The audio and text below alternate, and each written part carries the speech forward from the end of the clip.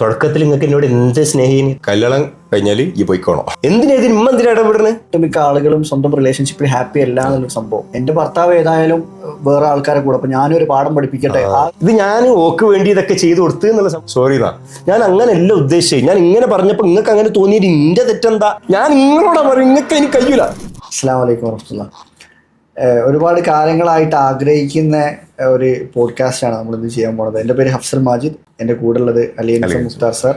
ഇത് പൊതുവെ കുറച്ചു കാലം മുന്നൊക്കെ ഞാൻ ലൈഫിനെ നോക്കിക്കാണുന്ന സമയത്ത് കൂടുതൽ ഇമ്പോർട്ടൻസ് കൊടുത്തിരുന്നത് കരിയറും അതേപോലെ ഹെൽത്ത് പോലുള്ള കാര്യങ്ങൾക്കായിരുന്നു. പക്ഷെ അതിൽ നിന്നൊരു ഷിഫ്റ്റ്, ഇപ്പം റിലേഷൻഷിപ്പ് എന്നുള്ള കാര്യത്തിലേക്ക് ഒരു ഷിഫ്റ്റ് കൊണ്ടുവന്നതിന് ശേഷം ലൈഫിൽ എല്ലാ മേഖലകളിലും അതിൻ്റെതായിട്ടുള്ള ഇമ്പ്രൂവ്മെന്റ് കാണാൻ പറ്റുന്നുണ്ട്. അപ്പോൾ അത് ആ ഷിഫ്റ്റ് കൊണ്ടുവന്ന് കഴിഞ്ഞാൽ വരുന്ന ഡിഫറൻസസിനെ കുറിച്ച് ഡിസ്കസ് ചെയ്യാൻ വേണ്ടിയിട്ടും അത് മറ്റുള്ളവരിലേക്ക് എത്തിക്കാനും കൂടെ വേണ്ടിയിട്ടാണ് നമ്മൾ ഇന്നൊരു പോഡ്കാസ്റ്റ് ചെയ്യാമെന്ന് വിചാരിച്ചത്.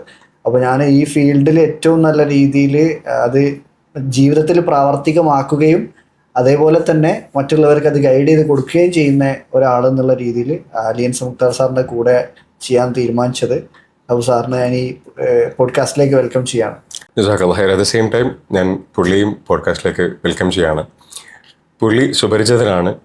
മാജിദ് യുണീക്നെസ് ഇൻസ്റ്റിറ്റ്യൂട്ട് എന്ന സക്സസ്ഫുൾ ആയിട്ടുള്ള ഒരു സ്ഥാപനം നടത്തിക്കൊണ്ടു പോകുന്ന യുണീക്നെസ് ഫെസ്റ്റ് ഷാറായിട്ട് വേറെ തന്നെ ലെവലിൽ ആളുകളിലേക്ക് എത്തിച്ച ഒരു വ്യക്തിയാണ്. അപ്പോൾ പുള്ളിയുടെ മനസ്സിൽ വന്നൊരു പുതിയ ആശയമായിരുന്നു, റിലേഷൻഷിപ്പ് ആയിരിക്കണം എൻ്റെ അടുത്ത യുണീക്നെസ് ഫെസ്റ്റിൽ ഇനി ഫോക്കസ് ചെയ്യേണ്ടത് എന്ന രീതിയിൽ. അപ്പോൾ ഞാൻ ഏറ്റവും കൂടുതലായിട്ട് സംസാരിക്കാറുള്ളത് റിലേഷൻഷിപ്പിനെ പറ്റിയിട്ടാണ്. ബിഫോർ ദാറ്റ് എൻ്റെ പേര് അലിയൻ മുഖ്താർ. ഞാൻ സൈക്കോളജി ഫീൽഡിലാണ്, പേഴ്സണൽ ഡെവലപ്മെൻറ്റ് ട്രെയിനർ എന്ന രീതിയിലാണ് ഞാൻ എന്നെ പ്രൊക്ലെയിം ചെയ്യാറുള്ളത്. ഇന്നത്തെ പോഡ്കാസ്റ്റ് നമ്മൾ തീരുമാനിച്ചത് പോലും റിലേഷൻഷിപ്പുമായി ബന്ധപ്പെട്ട് കുറച്ച് കാര്യങ്ങൾ ഡിസ്കസ് ചെയ്യാൻ വേണ്ടിയിട്ടാണ്. ഏറ്റവും കൂടുതലായിട്ട് ആൾക്കാർ എന്നോട് ചോദിക്കുന്ന ഒരു ചോദ്യമാണ്, നിങ്ങൾ ഏറ്റവും കൂടുതലായിട്ട് റിലേഷൻഷിപ്പ് ഫോക്കസ് ചെയ്തിട്ടാണല്ലോ വീഡിയോസ് ചെയ്യാറുള്ളത്. അൽഹംദുലില്ലാഹ് പടച്ചവൻ്റെ വലിയ അനുഗ്രഹം കൊണ്ട് പല മേഖലകളിലും, കോർപ്പറേറ്റ് മേഖലകളിലായിക്കോട്ടെ ബാക്കിയുള്ള മേഖലകളിലായിക്കോട്ടെ പടച്ചവൻ്റെ വലിയ അനുഗ്രഹം കൊണ്ട് ക്ലാസ് എടുക്കാനുള്ള ഭാഗ്യം കിട്ടിയിട്ടുണ്ട്. പക്ഷേ ഇതിലൊക്കെ ഞാൻ ഏറ്റവും കൂടുതലായിട്ട് ഊന്നൽ നൽകുന്ന ഒരു കാര്യം റിലേഷൻഷിപ്പാണ്. The main reason why I am focusing on relationship is because സമാധാനം ഒരു മനുഷ്യനെ സംബന്ധിച്ചിടത്തോളം അയാൾക്ക് കിട്ടുന്നത് റിലേഷൻഷിപ്പിൽ ഫോക്കസ് ചെയ്യുമ്പോഴാണ്. നീള ബാക്കിയുള്ള ഡിസ്കഷനിൽ തീർച്ചയായിട്ടും നമ്മൾ അത് കുറച്ചുകൂടി ഡീപ്പായിട്ട് ഡിസ്കസ് ചെയ്യുക തന്നെ ചെയ്യും. I welcome you, sir. It's an honor to have a seat with you. ഒരുമിച്ച് അതേ ഒരു വൈബിൽ തന്നെ റിലേഷൻഷിപ്പായിട്ട് സംസാരിക്കാൻ ഒരവസരം നിങ്ങളോടൊപ്പം കിട്ടാന്ന് പറഞ്ഞാൽ അൽഹംദുലില്ലാഹ് അള്ളാൻ്റെ ബ്ലെസ്സിങ് തന്നെയാണ്. So I welcome you, sir. ഇത് നമ്മുടെ ടോപ്പിക്കിലേക്ക് പെട്ടെന്ന് തന്നെ കിടക്കാം. കാരണം എല്ലാവരും ആഗ്രഹിക്കുന്ന ഒരു കാര്യമാണ്, എന്തുകൊണ്ടാണ് ഈ റിലേഷൻഷിപ്പിന് കൂടുതൽ ഫോക്കസ് കൊടുക്കാൻ പറയുന്നതെന്ന് ഞാൻ സാറിനോട് ചോദിച്ചാൽ സാറിന് എന്തായിരിക്കും പറയേണ്ട എക്സ്പീരിയൻസ് എന്ന്? അൾട്ടിമേറ്റ്ലി എല്ലാ മനുഷ്യന്മാരും ആഗ്രഹിക്കുന്ന കാര്യം സമാധാനമാണെന്നാണല്ലോ. പക്ഷേ ഈ സമാധാനം നേടാൻ വേണ്ടി മനുഷ്യന്മാർ ഓരോ രീതിയിലാണ് ശ്രമിച്ചുകൊണ്ടിരിക്കുക. ചില ആൾക്കാർക്കും പൈസയാണ് സമാധാനം, ബീച്ചിൽ പോയാൽ സമാധാനം കിട്ടും, എൻ്റെ ക്ലോസ് ഫ്രണ്ടിൻ്റെ അടുത്ത് സംസാരിച്ചാൽ സമാധാനം കിട്ടും. പലർക്കും സമാധാന ഡെഫിനേഷൻ ഡിഫറെൻ്റ് ആണല്ലോ. ഇപ്പോൾ ഒരു മനുഷ്യനെ സംബന്ധിച്ചിടത്തോളം മനുഷ്യൻ ഏറ്റവും കൂടുതൽ ആഗ്രഹിക്കുന്ന ഒരു കാര്യമാണ്, ഞാൻ സ്നേഹിക്കപ്പെടണം, റെസ്പെക്റ്റ് ചെയ്യപ്പെടണം. പൈസയുടെ പുറകെ പോകുന്നത് എന്തുകൊണ്ടാണ്? കുറേ പൈസ ഉണ്ടായി കഴിഞ്ഞ് കഴിഞ്ഞാൽ നല്ല വില ഉണ്ടാവും. ഇപ്പം നല്ല വിലയുള്ള സാധനമാണ് എന്ന് നമ്മൾ പൈസയുമായി ബന്ധപ്പെട്ടിട്ടാണല്ലോ ഒന്നാൾക്ക്. രണ്ടാമത്തതോ, ഇന്ന് ഒരുപാട് ആൾക്കാർ റെസ്പെക്റ്റ് ചെയ്യുന്നുണ്ടെങ്കിൽ അതേ ഫീൽ തന്നെയാണ് വരാൻ പോകുന്നത്. അപ്പോൾ ഈ റെസ്പെക്റ്റിൻ്റെയും അതേപോലെ സ്നേഹത്തിൻ്റെയും പുറകെ ഒരു മനുഷ്യന് ഓടുമ്പോൾ മനുഷ്യൻ വിചാരിക്കുന്നത് മനുഷ്യന് കിട്ടുന്നത് സമാധാനമാണെന്നാണ്. പക്ഷെ ഇതൊക്കെ സന്തോഷമാണ്. എനിക്ക് എന്ത് കിട്ടുന്നു എന്നുള്ളതാണ് സത്യം പറഞ്ഞ ആൾക്കാർ സമാധാനത്തിനെ ഡിഫൈൻ ചെയ്തത്. പക്ഷേ റിലേഷൻഷിപ്പിലേക്ക് ഫോക്കസ് ചെയ്യുമ്പോൾ പ്രത്യേകം എന്താണെന്നറിയാം, റിലേഷൻഷിപ്പിലേക്ക് തുടക്കത്തിൽ ഫോക്കസ് ചെയ്യുന്ന ഫോക്കസ് നമ്മൾ കുറച്ചു കാലം കഴിഞ്ഞാൽ ചെയ്യില്ല. തുടക്കത്തിൽ എന്ന് പറഞ്ഞാൽ പുതിയ സാധനമാണ് നമുക്ക് കിട്ടിയത്, കുറച്ച് കഴിഞ്ഞാൽ അത് പഴയതാവും. പഴയതിലേക്ക് നമ്മളിങ്ങനെ ഫോക്കസ് ചെയ്യില്ല. ഇപ്പോൾ റിലേഷൻഷിപ്പ് എന്താവും, ഡിമിനിഷ് ചെയ്ത് പോകും. ഞാൻ എൻ്റെ വൈഫിനായിട്ട് കച്ചറ ഉണ്ടാക്കിയിട്ടാണ് എൻ്റെ പണിക്ക് പോകുന്നത്. പണി ഉഷാറായിട്ട് പോകുന്നുണ്ട്. തിരിച്ചിട്ട് ഞാനിവിടെ ഒരു വീട്ടിലേക്ക് വരാൻ എനിക്ക് തോന്നുമോ? ഇല്ല. എനിക്ക് സമാധാനം ഉണ്ടോ? ഇല്ല. വൈഫിൻ്റെ അടുത്ത് അടിയാണ്. ഞാൻ ആൾക്കാർക്ക് പോയി ക്ലാസ് എടുക്കണേ, നിങ്ങളുടെ വൈഫിനെ ഏറ്റവും നല്ല രീതിയിൽ കൊണ്ട് നടക്കണം, സ്നേഹിക്കണം. എന്തില്ല, പ്രവൃത്തിയും ഇതും തമ്മിൽ വ്യത്യാസമില്ല. പക്ഷെ ഒരു മനുഷ്യനെ സംബന്ധിച്ചിടത്തോളം അയാൾ ഏറ്റവും കൂടുതൽ കേൾക്കാൻ ആഗ്രഹിക്കുന്ന കാര്യം എന്താ? എൻ്റെ പങ്കാളി എന്നെ എങ്ങനെ നോക്കണം എന്നുള്ള വീഡിയോ കാണുന്ന സമയത്ത്, അതായത് അയാളെ സ്നേഹിക്കണം എന്നുള്ള സാധനം. ഉള്ളിൻ്റെ ഉള്ളിൽ എന്നെ സംബന്ധിച്ചിടത്തോളം എനിക്ക് ബെസ്റ്റ് ഫീലിംഗ് എന്താ തരിക? റിലേഷൻഷിപ്പാണ് തരിക. പക്ഷെ ഞാൻ അതിലേക്ക് ഫോക്കസ് ചെയ്യുന്നുണ്ടോ? ഇല്ല. കാരണം റിലേഷൻഷിപ്പിൽ ഫോക്കസ് ചെയ്താൽ പൈസ കിട്ടൂല, റിലേഷൻഷിപ്പിൽ ഫോക്കസ് ചെയ്താൽ അവാർഡ് കിട്ടൂല. അപ്പം ഏറ്റവും കുറച്ച് എന്ത് കിട്ടുന്ന, അതായത് അപ്രീസിയേഷൻ കിട്ടുന്ന ഏരിയയിൽ ഒരു മനുഷ്യൻ ഏറ്റവും കൂടുതലായിട്ട് ഫോക്കസ് ചെയ്ത് ആ തരത്തിലൊരു മനുഷ്യൻ മുന്നോട്ട് പോകുകയാണെന്നുണ്ടെങ്കിൽ അയാൾക്ക് സമാധാനം ഉറപ്പാണ്. കാരണം അയാൾ നിയന്ത്രിക്കാത്ത കാര്യങ്ങളിൽ അയാൾ എന്താക്കൂല, അയാൾക്ക് നിയന്ത്രിക്കാൻ പറ്റാത്ത കാര്യത്തിൽ അയാൾ ഫോക്കസ് ചെയ്യൂല. ലോട്ട് ഡിസ്കസ്, ബട്ട് ഒറ്റ പോയിന്റ് ഉള്ളൂ, സമാധാനം ഒരു മനുഷ്യനെ സംബന്ധിച്ചിടത്തോളം അയാൾക്ക് വേണമെന്നുണ്ടെങ്കിൽ he must focus into his relationship. That's the reason why I focus more into relationship. ഞാൻ ഏത് ക്ലാസ്സിലും റിലേഷൻഷിപ്പാണ് അടിത്തറ. എന്ത് ഇപ്പോൾ കോർപ്പറേറ്റ് ട്രെയിനിങ് ആണ് എന്താണെങ്കിലും അടിത്തറ റിലേഷൻഷിപ്പാണ്. അത് സാറ് പറഞ്ഞ പോലെ ഏറ്റവും കൂടുതൽ ഇപ്പം ഇൻസ്റ്റാഗ്രാം ഒരാൾ ഏത് സോഷ്യൽ മീഡിയ എടുത്തു നോക്കിയാലും ഏറ്റവും കൂടുതൽ ഷെയർ ചെയ്യപ്പെടുന്ന വീഡിയോസും റിലേഷൻഷിപ്പ് റിലേറ്റഡ് ആണ്. മീൻസ് അവിടെ തന്നെ നമുക്ക് മനസ്സിലാക്കാം ഒട്ടുമിക്ക ആളുകളും സ്വന്തം റിലേഷൻഷിപ്പിൽ ഹാപ്പി അല്ല എന്നുള്ളൊരു സംഭവം. അപ്പൊ ശരിക്കും നമ്മൾ സ്നേഹത്തെ പറ്റിയും ഇഷ്ടത്തെ പറ്റിയും പറയാറുണ്ടല്ലോ, അതിൽ സാറിന് ഒരു റിലേഷൻഷിപ്പിനെ ഫോക്കസ് ചെയ്ത് പറയുന്ന സമയത്ത് അതിനെ കുറിച്ച് എന്താ പറയാനുള്ളത്? എൻ്റെ ഉപ്പ എനിക്ക് പഠിപ്പിച്ചൊരു കാര്യം, എൻ്റെ ഉപ്പേനെയും എൻ്റെ നിക്കാഹ് ചെയ്ത് എൻ്റെ വലിയ ആഗ്രഹം ഉപ്പ എന്നെ എൻ്റെ നിക്കാഹ് ചെയ്യണം എന്നുള്ളത്. അൽഹംദുലില്ലാഹ് എൻ്റെ റോൾ മോഡലാണ് ഉപ്പ. ഇപ്പം ഞാൻ എന്തെങ്കിലുമൊക്കെ ഒരു പ്രതിസന്ധിയിലൂടെ കടന്നു പോകുന്ന സമയത്ത് ഉപ്പ ഈ സമയത്ത് എന്തായിരിക്കും ചെയ്യുക എന്ന രീതിയിലാണ് ചിന്തിക്കുക. ഇത്രയും പീസ്ഫുൾ ആയിട്ടുള്ള ഒരു വ്യക്തി എൻ്റെ ജീവിതത്തിൽ ഞാൻ കണ്ടിട്ടില്ല. എൻ്റെ ഉപ്പയോട് പറയുന്നതല്ല, കാം ആൻഡ് കമ്പോസ്ഡ് ആണ് അൽഹംദുലില്ലാഹ്. ഇപ്പോൾ ഉപ്പ പറഞ്ഞൊരു കാര്യമാണ്, എടാ എനിക്ക് ഈ സ്നേഹവും ഇഷ്ടമൊന്നും വലിയ വ്യത്യാസം അറിയുന്ന വെച്ചു ഉപ്പ എൻ്റെ അടുത്ത്. രണ്ടും തന്നെയല്ലേ? ഒന്നല്ല. ഇപ്പോൾ എന്നോട് ചോദിച്ചാൽ, എടാ ഇനി ഐസ്ക്രീമിനോടൊക്കെ സ്നേഹം എന്നാണോ പറയാ അതോ ഐസ്ക്രീം ഇഷ്ടമാണെന്നാണോ പറയാന്ന് വെച്ചപ്പോൾ ഐസ്ക്രീം ഇഷ്ടമാണ്, ഐസ്ക്രീം സ്നേഹം പറയില്ല. I love ice cream, I like ice cream ആണല്ലോ. അപ്പം അതെന്തുകൊണ്ടാ? ഇപ്പം ഞാനിപ്പോൾ ഒരു വെനില ഐസ്ക്രീം കഴിക്കുന്ന ഒരു വ്യക്തിയാണ്, എനിക്ക് ഭയങ്കര ഇഷ്ടമല്ല ഐസ്ക്രീം. എല്ലാ ദിവസവും അത് കഴിക്കുന്നുണ്ട്, കുറച്ച് എനിക്ക് എന്താവും മടുക്കും. സ്ട്രോബെറി ആക്കിയാലും ഇതാണ് റിലേഷൻഷിപ്പിൽ വരുന്ന ഏറ്റവും വലിയ പ്രശ്നം. തുടക്കത്തിൽ നിങ്ങൾക്ക് എന്നോട് എന്ത് സ്നേഹിനി, തുടക്കത്തിൽ അയാൾക്ക് നിങ്ങളോടുള്ള സ്നേഹമല്ല, അതിന് പറയുന്നവരാണ് ഇഷ്ടം. ആ ഇഷ്ടം ഉറപ്പായിട്ടും കുറയും. ഒരു ഫോൺ വാങ്ങുന്ന സമയത്ത് ആ ഫോൺ വല്ലാത്തൊരു ഒരു എക്സൈറ്റ്മെന്റോട് കൂടിയല്ലേ നോക്കുക, തുറന്ന് അൺബോക്സിങ് അത് ഇത്. അതിന് മുമ്പ് ഒരുപാട് ആൾക്കാർ അൺബോക്സ് ചെയ്യുന്ന വീഡിയോ ഒക്കെ കണ്ട് തുറന്ന് ഫോണൊക്കെ എടുത്ത് വെക്കുമ്പോൾ അങ്ങോട്ട് വെച്ച് കുറച്ച് ഉള്ളോട്ടേക്ക് വെച്ച് വികരുത്. കുറച്ച് കാലം കഴിഞ്ഞാലോ സ്റ്റേറല്ലേ? എന്തുകൊണ്ടാ? കാരണം അതിൻ്റെ ഫീല് ഈ നഷ്ടപ്പെട്ടു തുടങ്ങുകയാണ്. ഫീല് നഷ്ടപ്പെടാന്ന് പറഞ്ഞാൽ അത് തരുന്ന ഫീലാണ്. ലോകത്തിലെ ഏറ്റവും സുന്ദരിയായ ഒരു ഭാര്യയെ കല്യാണം കഴിച്ച് നോക്കാം. ലോകത്തിൽ ഇപ്പം ഈ മനുഷ്യന്മാർ ഈ അവിഹിതവുമായി ബന്ധപ്പെട്ട് കുറേ പോകുന്നു. ആ സുന്ദരിയായ ഭാര്യക്ക് എനിക്ക് തരാൻ പറ്റുന്ന ഫീലിംഗ് കുറച്ച് കാലം മാത്രമേ ഉള്ളൂ. തമാശല്ല, സീരിയസ്ലി.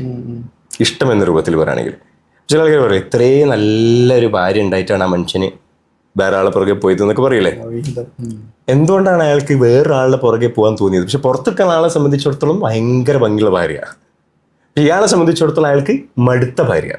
ആലോചിച്ച് നോക്കണം, എന്തുകൊണ്ടാണ് മടുക്കുന്നത്? ഭംഗിയാണോ ലൈഫ് എന്ന് പറഞ്ഞാൽ? അല്ല. എനിക്ക് എൻ്റെ ഭാര്യനോടുള്ള ഫീല് കൂടണമെന്നുണ്ടെങ്കിൽ അവിടെ സ്നേഹം വേണം. എന്നെ ഇഷ്ടം കൊണ്ട് കാര്യമില്ല. ഇഷ്ടം വേണമെന്നല്ല, ഇഷ്ടം വേണം. പക്ഷെ ഇഷ്ടം എങ്ങനെ കൂടാന്നറിയോ? എൻ്റെ ഭാര്യനെ സ്നേഹിച്ചാലേ കൂടും. എൻ്റെ ഭാര്യ ഇമ്പോർട്ടൻ്റ് ആണ് എന്ന് എന്നെ ഞാൻ പഠിപ്പിക്കുന്ന രീതിക്ക് പറയുന്ന പേരാണ് എനിക്ക് എൻ്റെ ഭാര്യയോടുള്ള സ്നേഹം. ഐ ലവ് മൈ വൈഫാണ്, ഐ ലൈക്ക് മൈ വൈഫാണ്. തുടക്കത്തിൽ കാണാൻ കണ്ട നല്ല സംസാരമൊക്കെ ഷാർ തന്നെ ഒരേ വൈബാണ്, സെറ്റ് മാച്ചാണ്, അത് ലൈക്കാ. സ്നേഹം എന്ന് പറഞ്ഞാൽ റെസ്പോൺസിബിലിറ്റിയാണ്. ഉപ്പനോട് പറഞ്ഞ കാര്യം, ഉപ്പനോട് അടുത്ത കാര്യം പറയുന്നത് പക്ഷേ അതായത് ഇന്നെ ഭയങ്കര റെസണേറ്റ് ചെയ്ത കാര്യം കേട്ടോ. ഇപ്പോൾ ചോദിച്ചു, എടാ ഉമ്മക്ക് കുട്ടിയോടാണോ കൂടുതൽ സ്നേഹം, കുട്ടിക്ക് ഉമ്മനോടാണോ കൂടുതൽ സ്നേഹം? ഉമ്മക്ക് കുട്ടീനോടല്ലേ അല്ലേ? ഒന്നും തിരിച്ച് പ്രതീക്ഷിക്കാതല്ലേ ചെയ്തു കൊടുക്കുക. എന്തെല്ലാം തെറ്റ് ചെയ്ത് കഴിഞ്ഞാൽ എൻ്റെ കുട്ടി എന്നല്ല ഉമ്മ പറയാ. എന്തുകൊണ്ടാ? ഉമ്മ ഇങ്ങനെ ചെയ്തു കൊടുത്ത് എൻ്റെ ഒരു ഫീലില്ലേ? ആലോചിച്ച് നോക്കേ. അപ്പം എൻ്റെ ഭാര്യയ്ക്ക് ഞാൻ എന്തെങ്കിലും ചെയ്തു കൊടുക്കുന്ന സമയത്ത് എനിക്ക് ചെയ്തൊന്നുമില്ലല്ലോ. ആ ഫീൽ വന്നു കഴിഞ്ഞാൽ ഈഗോ ഒന്ന് കളിക്കാൻ തുടങ്ങും. ഈഗോ വന്നാൽ പിന്നെ എന്തില്ല, സ്നേഹമല്ല. അതുകൊണ്ടാണ് ഈ സ്നേഹവും ഇഷ്ടവും തമ്മിലുള്ള വ്യത്യാസം. കാരണം എനിക്ക് എൻ്റെ ഭാര്യയോടുള്ള ഫീലിംഗ് എന്നെന്നും നിലനിൽക്കണോ, ഞാൻ എൻ്റെ ഭാര്യയെ സ്നേഹിക്കണം. സ്നേഹം കൂടിയാൽ എൻ്റെ ഭാര്യയോടുള്ള ഇഷ്ടം കൂടും. That's the ultimate. അതാണ് സ്നേഹവും ഇഷ്ടവും തമ്മിലുള്ള വ്യത്യാസം എന്ന് പറഞ്ഞു കഴിഞ്ഞാൽ. എൻ്റെ ജീവിതത്തിൽ അൽഹംദുലില്ലാഹ് ഞാൻ പഠിച്ചതിൽ വെച്ചിട്ട് ഏറ്റവും ബെസ്റ്റ് പാഠം, എനിക്ക് എൻ്റെ ഉപ്പ പഠിപ്പിച്ചതിൽ ഏറ്റവും ബെസ്റ്റ് പാഠം, എൻ്റെ റിലേഷൻഷിപ്പിൽ എന്നെ ഏറ്റവും കൂടുതൽ ഹെൽപ്പ് ചെയ്തൊരു പാഠം സ്നേഹവും ഇഷ്ടവും തമ്മിലുള്ള വ്യത്യാസം. എൻ്റെ നിക്കാവിനും ഇപ്പോൾ ചെറിയൊരു പ്രസംഗം പറഞ്ഞ്, പക്ഷെ ഇപ്പോൾ പറഞ്ഞ സാധനം സ്നേഹം ഇഷ്ടം തമ്മിലുള്ള വ്യത്യാസമാണ്. അൽഹംദുലില്ലാഹ്. And this is something that I have seen in my parents. എൻ്റെ ഉപ്പാൻ്റെയും ഉമ്മാൻ്റെയും ഇടയിലുള്ള ആ ഒരു ലൈഫിൽ ഞാൻ കണ്ടു വളർന്ന വ്യക്തിയും കൂടെ. ഇപ്പോൾ ചുമ്മാ വാഗോണ്ട് മാത്രം സംസാരിക്കുന്ന വ്യക്തിയല്ല. I'm so blessed to see their love. അപ്പം എനിക്ക് സത്യം പറഞ്ഞാൽ വേറെ എന്തിനേക്കാൾ എങ്ങനെ ഈ വീട്ടിലേക്ക് വരണമെന്ന് ആഗ്രഹം. ഫ്രണ്ട്സിൻ്റെ അടുത്ത് പോകുന്നതിനേക്കാളും ഫ്രണ്ട്സിനെ അടിച്ച് വിളിക്കുന്നതിനേക്കാളും എങ്ങനെയെങ്കിലും വീട്ടിലെത്തണം എന്ന് ആഗ്രഹം.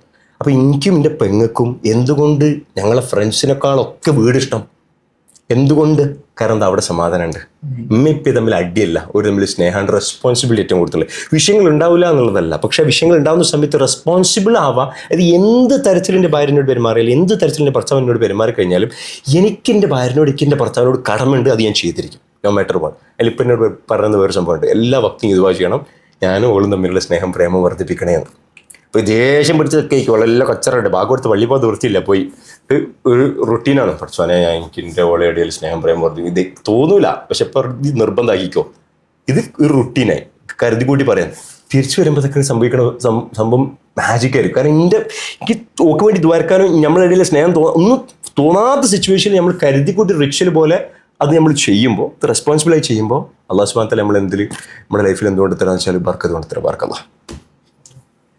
അല്ല, ഇത് പൊതുവെ ആളുകൾ ചിന്തിക്കാത്ത രീതിയിലുള്ള ഒരു പെർസ്പെക്റ്റീവാണ് അത്.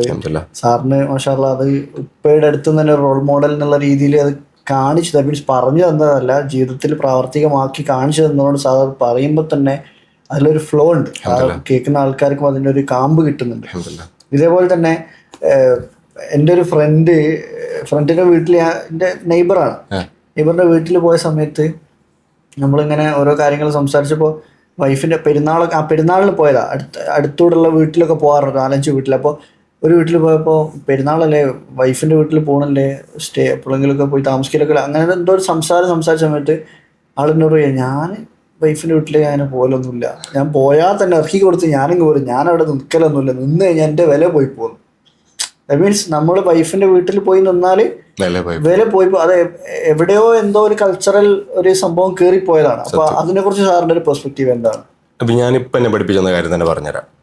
ഒറ്റ വേർഡിൽ, കല്യാണം കഴിഞ്ഞാൽ ഈ പോയിക്കോണോ, ഈ പോയിക്കാളെന്നാണ് പറഞ്ഞത്. കല്യാണം കഴിഞ്ഞാലേ കെട്ടിക്കഴിഞ്ഞാൽ ഈ പോയിക്കാളോ, ഫസ്റ്റ് പറഞ്ഞ പോയിന്റാ. പക്ഷെ അത് പറഞ്ഞതിൻ്റെ ഒരു അടിത്തറ ഉണ്ടായിരുന്നു. എന്താണെന്ന് വെച്ച് കഴിഞ്ഞാൽ, കല്യാണം കഴിഞ്ഞാൽ U have a family, now you are in my family. നീ ഇപ്പം എൻ്റെ കുടുംബത്തിലാണ്, കല്യാണം കഴിച്ചാൽ നിനക്കൊരു കുടുംബമുണ്ട്, ബി റെസ്പോൺസിബിൾ. അപ്പോൾ പറഞ്ഞോ, അപ്പോൾ ഇതുവരെ ഉപ്പ എന്താണോ പറയുന്നത് ഉമ്മ അതന്നെയാണ് കേട്ടോ. അതുകൊണ്ടാണ് ഞാൻ ഉപ്പൻ്റെ പേര് പറയുന്നത് എന്നുള്ളൂ. അൽഹംദുലില്ലാ, ഐ എം ബ്ലെസ്ഡ് വിത്ത് മാഷാ അല്ലാഹ് വണ്ടർഫുൾ മോം ആസ് വെൽ. അപ്പോൾ ഉപ്പ പറഞ്ഞൊരു കരച്ച് കല്യാണം കഴിഞ്ഞാൽ പോയി കള്ളണം. ഏറ്റവും ഇമ്പോർട്ടൻ്റ് ഇപ്പോൾ പഠിപ്പിച്ചൊരു കാര്യമാണ് പ്രൈവസി. പിന്നെ ഒന്നാമത് ഇപ്പോൾ ഒരു സൈക്കോളജിസ്റ്റ് ആണല്ലോ, ഞാൻ എൻ്റെ ചെറിയ പ്രായം മുതൽ ഇപ്പോൾ കൗൺസിലിംഗ് ചെയ്യുന്ന കണ്ടാണ്. ഒരുപാട് വിഷയങ്ങൾ. വെറും സൈക്കോളജിസ്റ്റ് അല്ലേ, 2-3 PhD ഉള്ള സൈക്കോളജിസ്റ്റ് അല്ലേ? PhD PG 5 PG ഉണ്ട്. PhD മറ്റേ എഡ്യൂക്കേഷനിലാണ് ഇപ്പോൾ PhD. Psychology, English, chemistry, UG അത്യാവശ്യം കുഴപ്പമില്ലാത്ത രീതിയിൽ പഠിച്ചിട്ടുണ്ട്. ബോർഡിൽ തന്നെ വെക്കാൻ കഴിയാത്ത ലെവലിൽ അത്യാവശ്യം. പക്ഷെ എൻ്റെ കോല കണ്ടപ്പോൾ തോന്നില്ല കേട്ടോ, മാഷാ അല്ലാഹ്.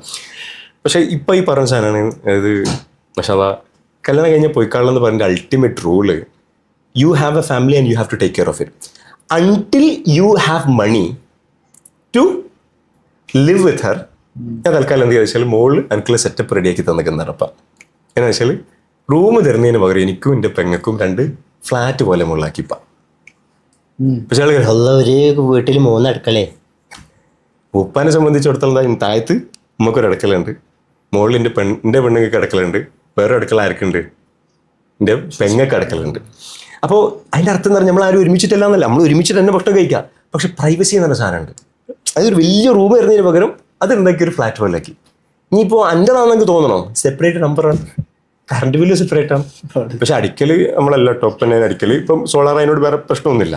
പക്ഷെ എന്താ വെച്ചാൽ ഒരു സെപ്പറേറ്റ് ആയിട്ടുള്ളൊരു ഒരു ഫീൽ കിട്ടുക എന്നുള്ളത് ഭയങ്കര ഇമ്പോർട്ടൻ്റ്. അതൊരു വിഷയം ഉണ്ടാവും നമ്മുടെ വീട്ടിൽ എന്നുള്ളത് കൊണ്ടല്ല, ശൈത്താൻ ഏറ്റവും കൂടുതൽ കളിക്ക് കുടുംബത്തിൽ പ്രശ്നം ഉണ്ടാക്കാനാണ്. അപ്പോൾ നമുക്കൊരു ജോലിസ്ഥലം എന്ന് പറയുന്ന പോലെ പെണ്ണിന് ഇൻബിൽട്ട് ആയിട്ടുള്ളൊരു ജോലിസ്ഥലം എന്ന് പറഞ്ഞാൽ അടുക്കളയാണ്. അടുക്കളയിൽ ഭയങ്കര വിഷയമാണ്. പലപ്പോഴും കണ്ടിട്ടില്ലേ, ഉമ്മ എന്താ അറിയില്ല എന്നെപ്പോഴും ഇങ്ങനെ കുറ്റം പറഞ്ഞുകൊണ്ടിരിക്കുക, അതല്ല അത് പറയുക, ഇതെല്ലാം ഞാൻ ഇങ്ങനെയൊക്കെയാണ് ശീലിച്ചത്. ഇത് പൊതുവേ പെണ്ണുങ്ങൾക്ക് ഉണ്ടാകുന്നൊരു വിഷമമാണ്. അപ്പോൾ ആ ഒരു വിഷമം വേണ്ട, നിങ്ങൾക്ക് സ്വന്തമായിട്ട് ഉണ്ടാക്കണം, നിങ്ങൾക്ക് സ്വന്തമായിട്ട് അടുക്കളുണ്ട്. അപ്പോൾ പെണ്ണുങ്ങൾക്ക് സ്വന്തമായിട്ടൊരു അടുക്കള കിട്ടുക എന്നുള്ളത് അവരെ സംബന്ധിച്ചിടത്തോളം എന്ത് ജോലിക്ക് പോകുകയാണെങ്കിലും അവരുടെ ഇൻബിൽട്ട് ആയിട്ടുള്ളൊരു ആഗ്രഹമായിരിക്കും. അത് സമയം അതിപ്പോൾ ഓൾറെഡി എന്താക്കി തന്നു, സെറ്റ് ചെയ്ത് തന്നു. ഇപ്പോൾ ഇമ്മയും കൂടെയുള്ള ഡിസ്കഷൻ ആയിട്ട് അൽഹംദുലില്ലാഹ് സെറ്റ് ചെയ്ത് തന്നു. അപ്പോൾ ആൾക്കാർ പറയുന്ന സമയം 3 അടുക്കള എന്നുള്ള കേസ് ഇപ്പം എന്നെ സംബന്ധിച്ചിടത്തോളം ഇപ്പോൾ അത് നെഗ്ലക്റ്റ് ചെയ്യുക. കാരണം അവിടെ ചെയ്യേണ്ട കാര്യം എന്താ, അതാ. ഇനി അടുത്ത ഇപ്പം എന്നോട് പറഞ്ഞ എന്താ, കല്യാണം കഴിഞ്ഞ് ഞങ്ങൾക്ക് 2 വാപ്പ 2 ഉമ്മ 2 വീട്. അപ്പം അങ്ങനെ തന്നെ പറഞ്ഞ.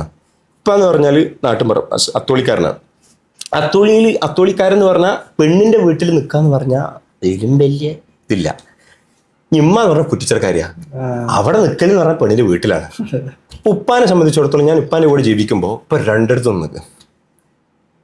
ഇപ്പൊ ഒരിക്കലും നാട്ടുകാരുടെ അല്ലെങ്കിൽ ഇതൊന്നും ഇപ്പൊ കേട്ടിട്ടില്ല. അവരെ ധിക്കരിക്കുക എന്നുള്ളതല്ല, എന്താ ഞാൻ ചെയ്യേണ്ടത് എന്നുള്ളതാണ്. ഈ കൾച്ചറൽ എന്ന സാധനം ഇസ്ലാമില്ലല്ലോ. ഇപ്പൊ ഞാൻ അവിടെ ഇപ്പൊ ഞാൻ ജീവിച്ച കാലത്ത്, എൻ്റെ ചെറിയ കാലത്ത്, ചെറിയ പ്രായത്തിൽ ഞാൻ കാണുന്ന എൻ്റെ ഒപ്പം ഒരുപാട് കാലം ഉമ്മൻ്റെ വീട്ടിൽ നിൽക്കുക. അതേപോലെ ഉമ്മ എവിടെ നിൽക്ക് അവിടെ നിൽക്കുക. പക്ഷെ ഏറ്റവും പെട്ടെന്ന് ഇപ്പം എന്താക്കിയെന്ന് വെച്ചാൽ ഒരു ചെറിയൊരു വാടക വീട്ടിലേക്ക് എന്താക്കാണ് നമ്മൾ പോവാണ്. ചെറിയ കുട്ടി വാടക വീട്, ചെറിയൊരു ecosystem. And this is something that he totes. പ്രശ്നങ്ങൾ ഉണ്ടായിട്ട് എന്നുള്ള പ്രശ്നങ്ങൾ ഉണ്ടാകാതിരിക്കാൻ വേണ്ടിയിട്ട് ഹയർ ആയിട്ടുള്ള കാര്യം ചെയ്യാന്നുള്ളതാണ്. ആ പ്രൈവസി മാറ്റേഴ്സ് ആണ്, വളരെ ഇമ്പോർട്ടൻ്റ് ആണ്.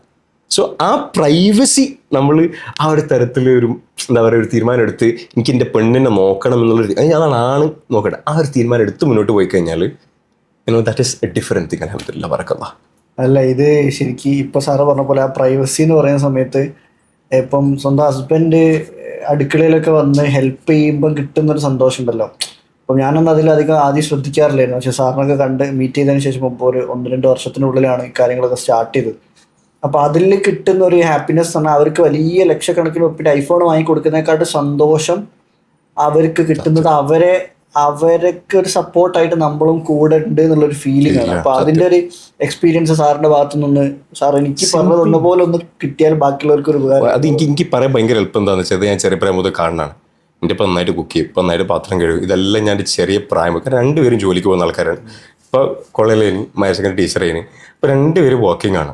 അപ്പോൾ വർക്ക് ചെയ്യുന്ന ഈ 2 പേരും പരസ്പരം സഹായിക്കുന്നത് ഞാൻ കണ്ടിക്ക്. എൻ്റെ അപ്പം അടുക്കളയിൽ ഒരുപാട് കാലം കയറുന്നത് ഞാൻ കണ്ടിക്ക്. പാത്രങ്ങൾ ഇന്നെ ക്ഷമയോടുകൂടി ഈ കാര്യങ്ങളൊക്കെ ചെയ്യാൻ പഠിപ്പിച്ചത് ഉപ്പയാണ്. ഉമ്മ പഠിപ്പിച്ചില്ല എന്നുള്ളതല്ല, കാരണം ഇപ്പോൾ ഒരു ആണാണല്ലോ. അപ്പോൾ ആണിലേക്ക് കറക്റ്റായിട്ട് ഇത് ട്രാൻസ്ലേറ്റ് ചെയ്ത് തരാൻ പറ്റുമല്ലോ. എടാ പിന്നെ എന്താ അപ്പം അങ്ങനെയൊക്കെ പറയുമ്പോൾ വാ, നമ്മളില്ലേ എന്തെങ്കിലും ഒരു പണി ചെയ്താൽ ആ സാധനം എടുത്തിട്ട് പ്ലേറ്റൊക്കെ എടുത്ത് ഇങ്ങനെ ഒന്ന് കേകി നമ്മളിവിടെ വെച്ചായിരിക്കും കിടിങ് ഒരു പോയിന്റ് കിട്ടി. അങ്ങനെ ആലോചിച്ച് നോക്ക്, എൻ്റെ മുമ്പിൽ ഇപ്പോൾ ഒരു കേൾക്കാത്തൊരു പാത്രം അവിടെ കിടന്ന് ഇതാരാണ് ഇവിടെ കൊണ്ടുവന്ന് വെച്ചതെന്നല്ല, അനക്കൊരവസരമാണോ എന്ന രീതിയിൽ ചിന്തിച്ചു നോക്ക്. അതായത് ഇത് ചെയ്ത് പടച്ചോൻ ഇങ്ങനെ ഒരു ടെസ്റ്റ് മുമ്പിൽ ഇട്ടച്ചിക്ക്, എന്താക്കും നോക്കാം. ഇത് ആരും കേക്ക് എന്ന് പറയുന്നതിനേക്കാളും ആ സാധനം എടുത്ത് ഇത് കേക്ക് പടച്ചോനൊക്കെ ഒരു കൂലി തന്നോ. ഇത് ഞാൻ ഓക്ക് വേണ്ടി ഇതൊക്കെ ചെയ്ത് കൊടുത്ത് എന്നുള്ള സംഭവമാണെങ്കിൽ വിഷയം എന്താ അറിയാം, എന്താ എനിക്കത് ഉള്ളിൽ കിടക്കും, സാക്രിഫൈസ് ആയിട്ട് പിന്നെ വരും. ഞാൻ എനിക്ക് വേണ്ടി പാത്രം കൈ തന്നു, ഞാൻ എനിക്ക് വേണ്ടി ഇത് ചെയ്തു, ഇതൊക്കെ ഈ ചെയ്യുന്ന പടച്ചോനെ പ്രതിയാകരിച്ചുകൊണ്ട് ചെയ്തു നോക്ക്. ആ ഒരു ആത്മീയത ഇതിലോട്ട് കൊണ്ടുവരാന്ന് പറഞ്ഞില്ലേ. അപ്പം എന്നെ സംബന്ധിച്ചിടത്തോളം ഈ കാര്യങ്ങൾ ചെയ്യുക എന്നുള്ളത് അൽഹംദുലില്ലാ എളുപ്പമാണ്. എളുപ്പം എന്നുള്ളത് ഞാൻ എൻ്റെ ചെറിയ പ്രായം മുതൽ കണ്ട് ശീലിച്ചുകൊണ്ടാണ്. അത് ഞാൻ പറഞ്ഞില്ലേ, ഇപ്പം ഈ ഒരു കാര്യം എന്നെ പഠിപ്പിച്ചത് വാക്കുകളെക്കാളും പ്രവൃത്തിയിലൂടെ പഠിപ്പിച്ചത്. ഫോർ ഹിം ഇപ്പം എൻ്റെ സ്വർഗ്ഗമാണ് ഇമ്പോർട്ടൻ്റ് എന്നുള്ള സാധനം ഇപ്പം അങ്ങനെ മൈൻഡിൽ ഫോക്കസ് ചെയ്യുമ്പോൾ എനിക്ക് എൻ്റെ ഭാര്യൻ്റെ അടുത്തുനിന്നോ എൻ്റെ അടുത്തുനിന്നോ എപ്പോഴും പറയും, ചിലപ്പോൾ തപ്പൊക്കെ പറയും, ഞാനൊക്കെ നിങ്ങളെ സ്നേഹിക്കണോ എനിക്കൊക്കെ ചെയ്തിട്ട് എന്തുകൊണ്ടാണ് പടച്ചോൻ്റെ പ്രീതി ആഗ്രഹിച്ചിട്ട്. അപ്പോൾ അല്ല, നമ്മളോട് സ്നേഹമുള്ളതുകൊണ്ട് അങ്ങനെ അൾട്ടിമേറ്റ്ലി ചെയ്യുന്ന എന്ത് കാര്യവും ഞാൻ പടച്ചോൻ്റെ പ്രീതി ആഗ്രഹിച്ചിട്ടാണ്. അപ്പോൾ നിങ്ങൾ എനിക്ക് തന്നാലും തന്നില്ലെങ്കിൽ ഇറ്റ്സ് ഓക്കെ. അപ്പോൾ ഇറ്റ്സ് ഓക്കെ എന്നുള്ള ഫീൽ വരുമ്പോൾ ഓട്ടോമാറ്റിക്കലി അൺകണ്ടീഷണൽ ആയില്ലേ. അതാണ് പടച്ചോനുള്ള വിശ്വാസം എത്രമാത്രം എൻ്റെ റിലേഷൻഷിപ്പിൽ എനിക്ക് എന്താ പറയുക ഒരു പോസിറ്റീവ് ഇൻഫ്ലുവൻസ് ആയിട്ട് കൊണ്ടുവരാൻ പറ്റും എന്നുള്ളതാണ് ultimately I learn from it. അൽഹംദുലില്ലാഹ്. അല്ല, അത് സാറിപ്പോൾ പറഞ്ഞ സമയത്താണ് നമ്മൾ എന്ത് കാര്യം ചെയ്യുമ്പോഴും സ്പിരിച്വലിയും കൂടെ പടച്ചവൻ്റെ ഇഷ്ടം കൂടെ കൺസിഡർ ചെയ്തുകൊണ്ട് ചെയ്യുന്ന സമയത്ത് എനിക്ക് ഇതുമായിട്ട് കണക്ട് ചെയ്തുകൊണ്ട് ഒരു അനുഭവം ഉണ്ടായി. കുറച്ച് മുന്നേ ഞാൻ എൻ്റെ വല്യുപ്പൻ്റെ ഖബർസ്ഥാനിൽ പോയതായിരുന്നു. അപ്പോൾ വല്യുപ്പൻ്റെ ഖബറിന്ന് ഞാൻ വല്യുമ്മൻ്റെ ഖബറിലേക്ക് നടന്നു പോകുന്ന സമയത്ത് അത്യാവശ്യം വലുപ്പമുള്ളൊരു പാമ്പ് ഒരു തൊട്ടടുത്തുള്ള ഒരു ഖബറിൻ്റെ ഉള്ളിലേക്ക് ഇങ്ങനെ ഇറങ്ങി പോവാണ്. അപ്പം അത് പെട്ടെന്ന് സാധാരണ ആണെങ്കിൽ നമ്മളൊരു പാമ്പിനെ കാണുന്ന സമയത്ത് പാമ്പിനെ കണ്ടൊരു പേടിയാണ് ഉണ്ടാവുക. പക്ഷെ ആ സമയത്ത് എനിക്ക് ആ പേടിയല്ല വന്നത്, അത് ആ ഖബറിലേക്ക് ഇറങ്ങി പോണ കണ്ടപ്പം പടച്ചോനെ ഞാനും ഈ ഖബറിലേക്ക് വരാനുള്ളതാണല്ലോ. എൻ്റെ വല്യുപ്പ മരിച്ചിട്ട് ഇപ്പോൾ 20 വർഷം കഴിഞ്ഞ്, ഇപ്പം കഴിഞ്ഞ മാസം ആകുമ്പോഴേക്ക് 20 വർഷമായി. അപ്പോൾ വല്യുപ്പ ഇനിയും ഇപ്പം ലോകാവസാനം വരെ ഇനിയും ഒരുപാട് സമയം ഉണ്ടെങ്കിൽ വല്യുപ്പ തന്നെ ഈ ഭൂമിയിൽ ജീവിച്ചിരിപ്പുള്ള സമയത്തേക്കാൾ കൂടുതൽ ആ ഖബറിലായിരിക്കുമല്ലോ ജീവിക്കേണ്ടി വരിക എന്നൊക്കെയുള്ളൊരു ചിന്ത വന്നപ്പോൾ ഞാനും ഇതേപോലെ അനുഭവിക്കേണ്ടി വരുമോ എന്നൊക്കെയുള്ള ചിന്ത വന്ന സമയത്താണ് ശരിക്ക് ആരാണ് ഒരു നല്ല മനുഷ്യന് ഒരു ചോദ്യത്തിന് നബി സല്ലല്ലാഹു അലൈഹി വസല്ലം ഉത്തരം പറഞ്ഞത് സ്വന്തം ഭാര്യയോട്, നാട്ടുകാരെ നല്ലത് പറയുന്ന ആളല്ല, സ്വന്തം ഭാര്യ അവൻ മരിക്കുന്ന സമയത്ത് അല്ലെങ്കിൽ അവനെ ജീവിച്ചിരിക്കുന്ന സമയത്ത് അതൊരു നല്ല മനുഷ്യനായിരുന്നു എന്ന് പറയുന്ന ഒരാളായിട്ട് ജീവിക്കാനും കൂടെ നമ്മൾ ശ്രമിക്കരുത്. മീൻസ് നമ്മളുമായിട്ട് ക്ലോസ് ആയിട്ടുള്ള ആൾക്കാർക്ക് നല്ല മനുഷ്യനായിട്ട് മാറാന്നുള്ളൊരു ചിന്ത പെട്ടെന്ന് മൈൻഡിലേക്ക് വന്ന്. അപ്പോൾ ശരിക്കും സാറിപ്പം ഈ സ്പിരിച്വൽ കാര്യങ്ങൾ പറഞ്ഞ സമയത്ത് പെട്ടെന്ന് ഒരു പൊതുവേ പോവാറുണ്ടെങ്കിലും ആ പോകുന്ന സമയത്തേക്കാൾ കൂടുതൽ ഒരു ഭയങ്കര ഒരു എഫക്റ്റ് വന്ന്. ഇപ്പൊ എന്തെങ്കിലും ആവശ്യമില്ലാത്ത കാര്യങ്ങൾ വെറുതെ ദേഷ്യം പിടിക്കാലും മീൻസ് അങ്ങനത്തെ ദേഷ്യം വരികയൊക്കെ ആണെങ്കിലും ഉള്ളിൽ ഇപ്പൊ ഇങ്ങനെ ചിന്തിക്കും പാമ്പ് പാമ്പ്. അത് ഞാനൊരു പ്രോഗ്രാം ആക്കി മാറ്റി. അപ്പോൾ പാമ്പ് എന്ന് പറയുമ്പോഴേക്ക് ഇത് ഇവിടെ മാത്രം പോരാ, ഈഗോയും ദേഷ്യവും വെറുപ്പും റിവെഞ്ചും ഒക്കെ ഇവിടെ മാത്രമുള്ളതല്ല, അവിടേക്കും ഈ ഖബറിലും അതിന് ശേഷമുള്ളതും ഒക്കെ ചിന്തിക്കുന്ന സമയത്ത്, ഇപ്പം ഖബറിൽ ചിലപ്പം പാമ്പും തൊഴിലുണ്ടാവും, പക്ഷെ അതിന്റെ അപ്പുറത്തേക്ക് കൂടെ ഒക്കെ ചിന്തിക്കുന്ന സമയത്ത് നമ്മൾ എൻറ്റയർലി ഇതൊക്കെ എന്നെ നേരിട്ട് കാണിച്ചു തന്നതാണ്. എനിക്ക് അത് ആ ചിന്ത വരുത്താൻ വേണ്ടി ആ ഒരു എക്സ്പീരിയൻസുകളൊക്കെ കടത്തിക്കൊണ്ടുപോയാൽ എല്ലാവർക്കും ചിലപ്പോൾ അത് തോന്നിക്കൊള്ളതില്ല. അപ്പൊ സാറിന് തോന്നിയ പറഞ്ഞാൽ അതിന്റെ അർത്ഥം എന്ന് പറഞ്ഞാൽ സാറിന് ഇതായിട്ട് അത് തന്നുള്ള ആരസം. അപ്പൊ ഇപ്പൊ നോർമലി വേറെ അവരെ പാമ്പിനെ അടിച്ചു കൊന്നാൽ എന്ന് തോന്നാം. അറ്റ് ദ സെയിം ടൈം ആ പാമ്പ് ഉള്ളിലോട്ട് കയറുന്ന സമയത്ത് നിങ്ങൾക്കൊരു ചിന്ത ഉള്ളിലോട്ട് വരുന്നുണ്ടെങ്കിൽ അല്ലാഹു സുബ്ഹാനഹു വ തആല അവിടെ ഈ ഒരു ചിന്ത നിങ്ങളുടെ ഉള്ളിലേക്ക് ഇട്ടിരുന്നുണ്ടെങ്കിൽ അത് ഒന്നാലും ചെയ്ത് ദാറ്റ് ഈസ് കമ്മിങ് ഫ്രം അള്ളാഹ്. അത് അള്ളാഹ്ക്ക് അറിയാതെ എവിടെ കൊടുക്കേണ്ടിയിട്ടുള്ളത്. ഇത് എവിടെയാണ് ഹിദായത്ത് ഇമ്പോർട്ടൻ്റ് എന്ന് അള്ളാഹ്ക്ക് അറിയാലോ. അത് റസൂലിന് പോലും ആ കപ്പാസിറ്റി ഇല്ലല്ലോ. റസൂലിന് അബൂ താലിബിനെ മാറ്റാൻ പറ്റിയിട്ടില്ലെങ്കിൽ അബൂ താലിബിനെ മയ്യത്താവാൻ വേണ്ടിയിട്ട് ഇങ്ങനെ കിടക്കുന്ന സമയത്ത് നിങ്ങൾ ഒന്നും ലായിലായില്ലല്ലോ എന്ന് പറഞ്ഞാൽ ആ സമയത്ത് പോലും ലായിലായില്ലെന്ന് ചെല്ലാൻ കൂട്ടാക്കാത്ത സമയത്ത് ആഴ്ച വന്നതെന്താ വെച്ചാൽ റസൂലെ നീ ഇഷ്ടപ്പെടുന്നവർക്കല്ല എന്ന് റസൂലിന്റെ അടുത്ത് റസൂൽ അതിന്റെ അർത്ഥം എന്ന് പറഞ്ഞാൽ റസൂൽ കാരണമല്ല നമ്മളെല്ലാവരും എന്തായത് മുസ്ലിമായിട്ട് നിൽക്കുന്നത്. അത് പടച്ചോൻ തീരുമാനിച്ചെന്നുള്ള ഒറ്റ കേസ് കൊണ്ട് മാത്രം. അത് ആ ഒരു ഡീപ്പ് സാധനമുണ്ട്. എൻ്റെ ലൈഫിൽ ഏറ്റവും വലിയ സമാധാനം എന്താ പറയുക, എനിക്ക് ഒരുത്തനും പറഞ്ഞൊരു കാര്യം ബോധ്യപ്പെടുത്താനുള്ള കഴിവില്ല എന്നുള്ളതാണ് അതിൽ ഏറ്റവും വലിയ സമാധാനം. ഇപ്പം ഞാൻ ഇത്രയും നേരം സാരോട് സംസാരിച്ചു കുറെ നേരമായാലും കയറുന്നില്ലേ എന്നുള്ള ഈ ഒരു എക്സ്പ്രഷൻ ഞാൻ ഇടുമ്പോൾ എൻ്റെ ബുദ്ധിമുട്ട് എത്ര കഴിവിന്റെ പരമാവധി സാറിൻ്റെ അടുത്ത് കാര്യങ്ങൾ പറഞ്ഞ് ബോധ്യപ്പെടുത്താൻ വേണ്ടി ഞാൻ ശ്രമിച്ചു. ഹലാസ് ഇനിയിപ്പോൾ ഞാൻ ശ്രമിച്ചതിന് എനിക്ക് റിസൾട്ട് വരണമെന്നുണ്ടെങ്കിൽ സാറ് പറഞ്ഞ കറക്റ്റാണ് കേട്ടോ എന്ന് നിങ്ങൾ എന്നോട് പറയണ്ടേ. എൻ്റെ ആവശ്യം എനിക്കില്ല.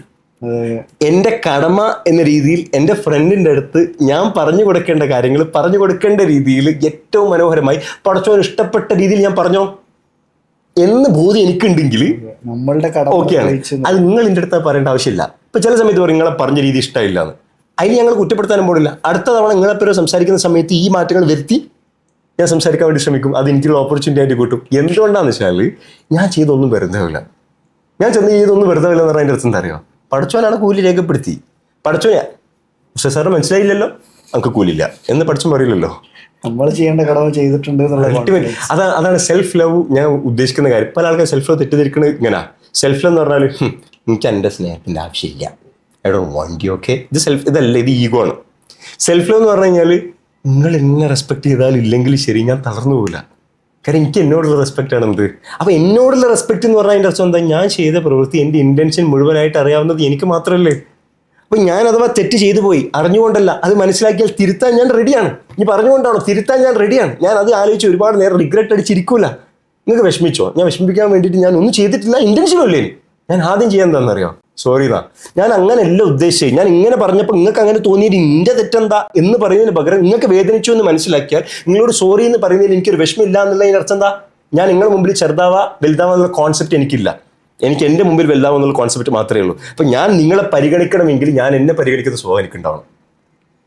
അപ്പോൾ നിങ്ങളെ പരിഗണിക്കണമെങ്കിൽ ഞാൻ എന്നെ പരിഗണിക്കുന്ന സ്വഭാവം ഉണ്ടാവണം. അതായത് ഞാൻ നിങ്ങളെ പരിഗണിക്കാത്ത എന്തുകൊണ്ടാണെന്നറിയോ, ഞാൻ എന്നെ പരിഗണിക്കുന്നില്ല. അതിൻ്റെ അർത്ഥം എന്താ, നിങ്ങൾ ഇന്നെ പരിഗണിക്കുന്നിടത്ത് എനിക്ക് എൻ്റെ കോൺഫിഡൻസ് കൂടുള്ളൂ. അപ്പൊ നിങ്ങൾ ഇന്നെ പരിഗണിക്കാൻ വേണ്ടി ഞങ്ങളുടെ കച്ചറുണ്ടാകും. എനിക്ക് സാറുമായിട്ട് പരിചയമുള്ളതുകൊണ്ട് പെട്ടെന്ന് മനസ്സിലാവും. ആദ്യമായിട്ട് കേൾക്കുന്ന ഒരാൾ എന്ന് പറഞ്ഞ രീതിയിൽ ഒരു ചിന്തിക്കുമ്പോ എന്താ അത് ഇത് ഞാൻ പറഞ്ഞില്ല. ഇതിന്റെ ജീവിതം കൊണ്ട് ഞാൻ എങ്ങനെ പഠിച്ചെന്ന് വെച്ച് കഴിഞ്ഞാൽ എനിക്കതിപ്പോ എങ്ങനെ എക്സ്പ്ലെയിൻ ചെയ്യാൻ പോലും എനിക്കറിയില്ല. നമുക്ക് എല്ലാവർക്കും ഒരു പാസ്റ്റ് ഉണ്ടാവുമല്ലോ ഇത് ഈ വഴിയിലേക്ക് കയറണമെങ്കിൽ.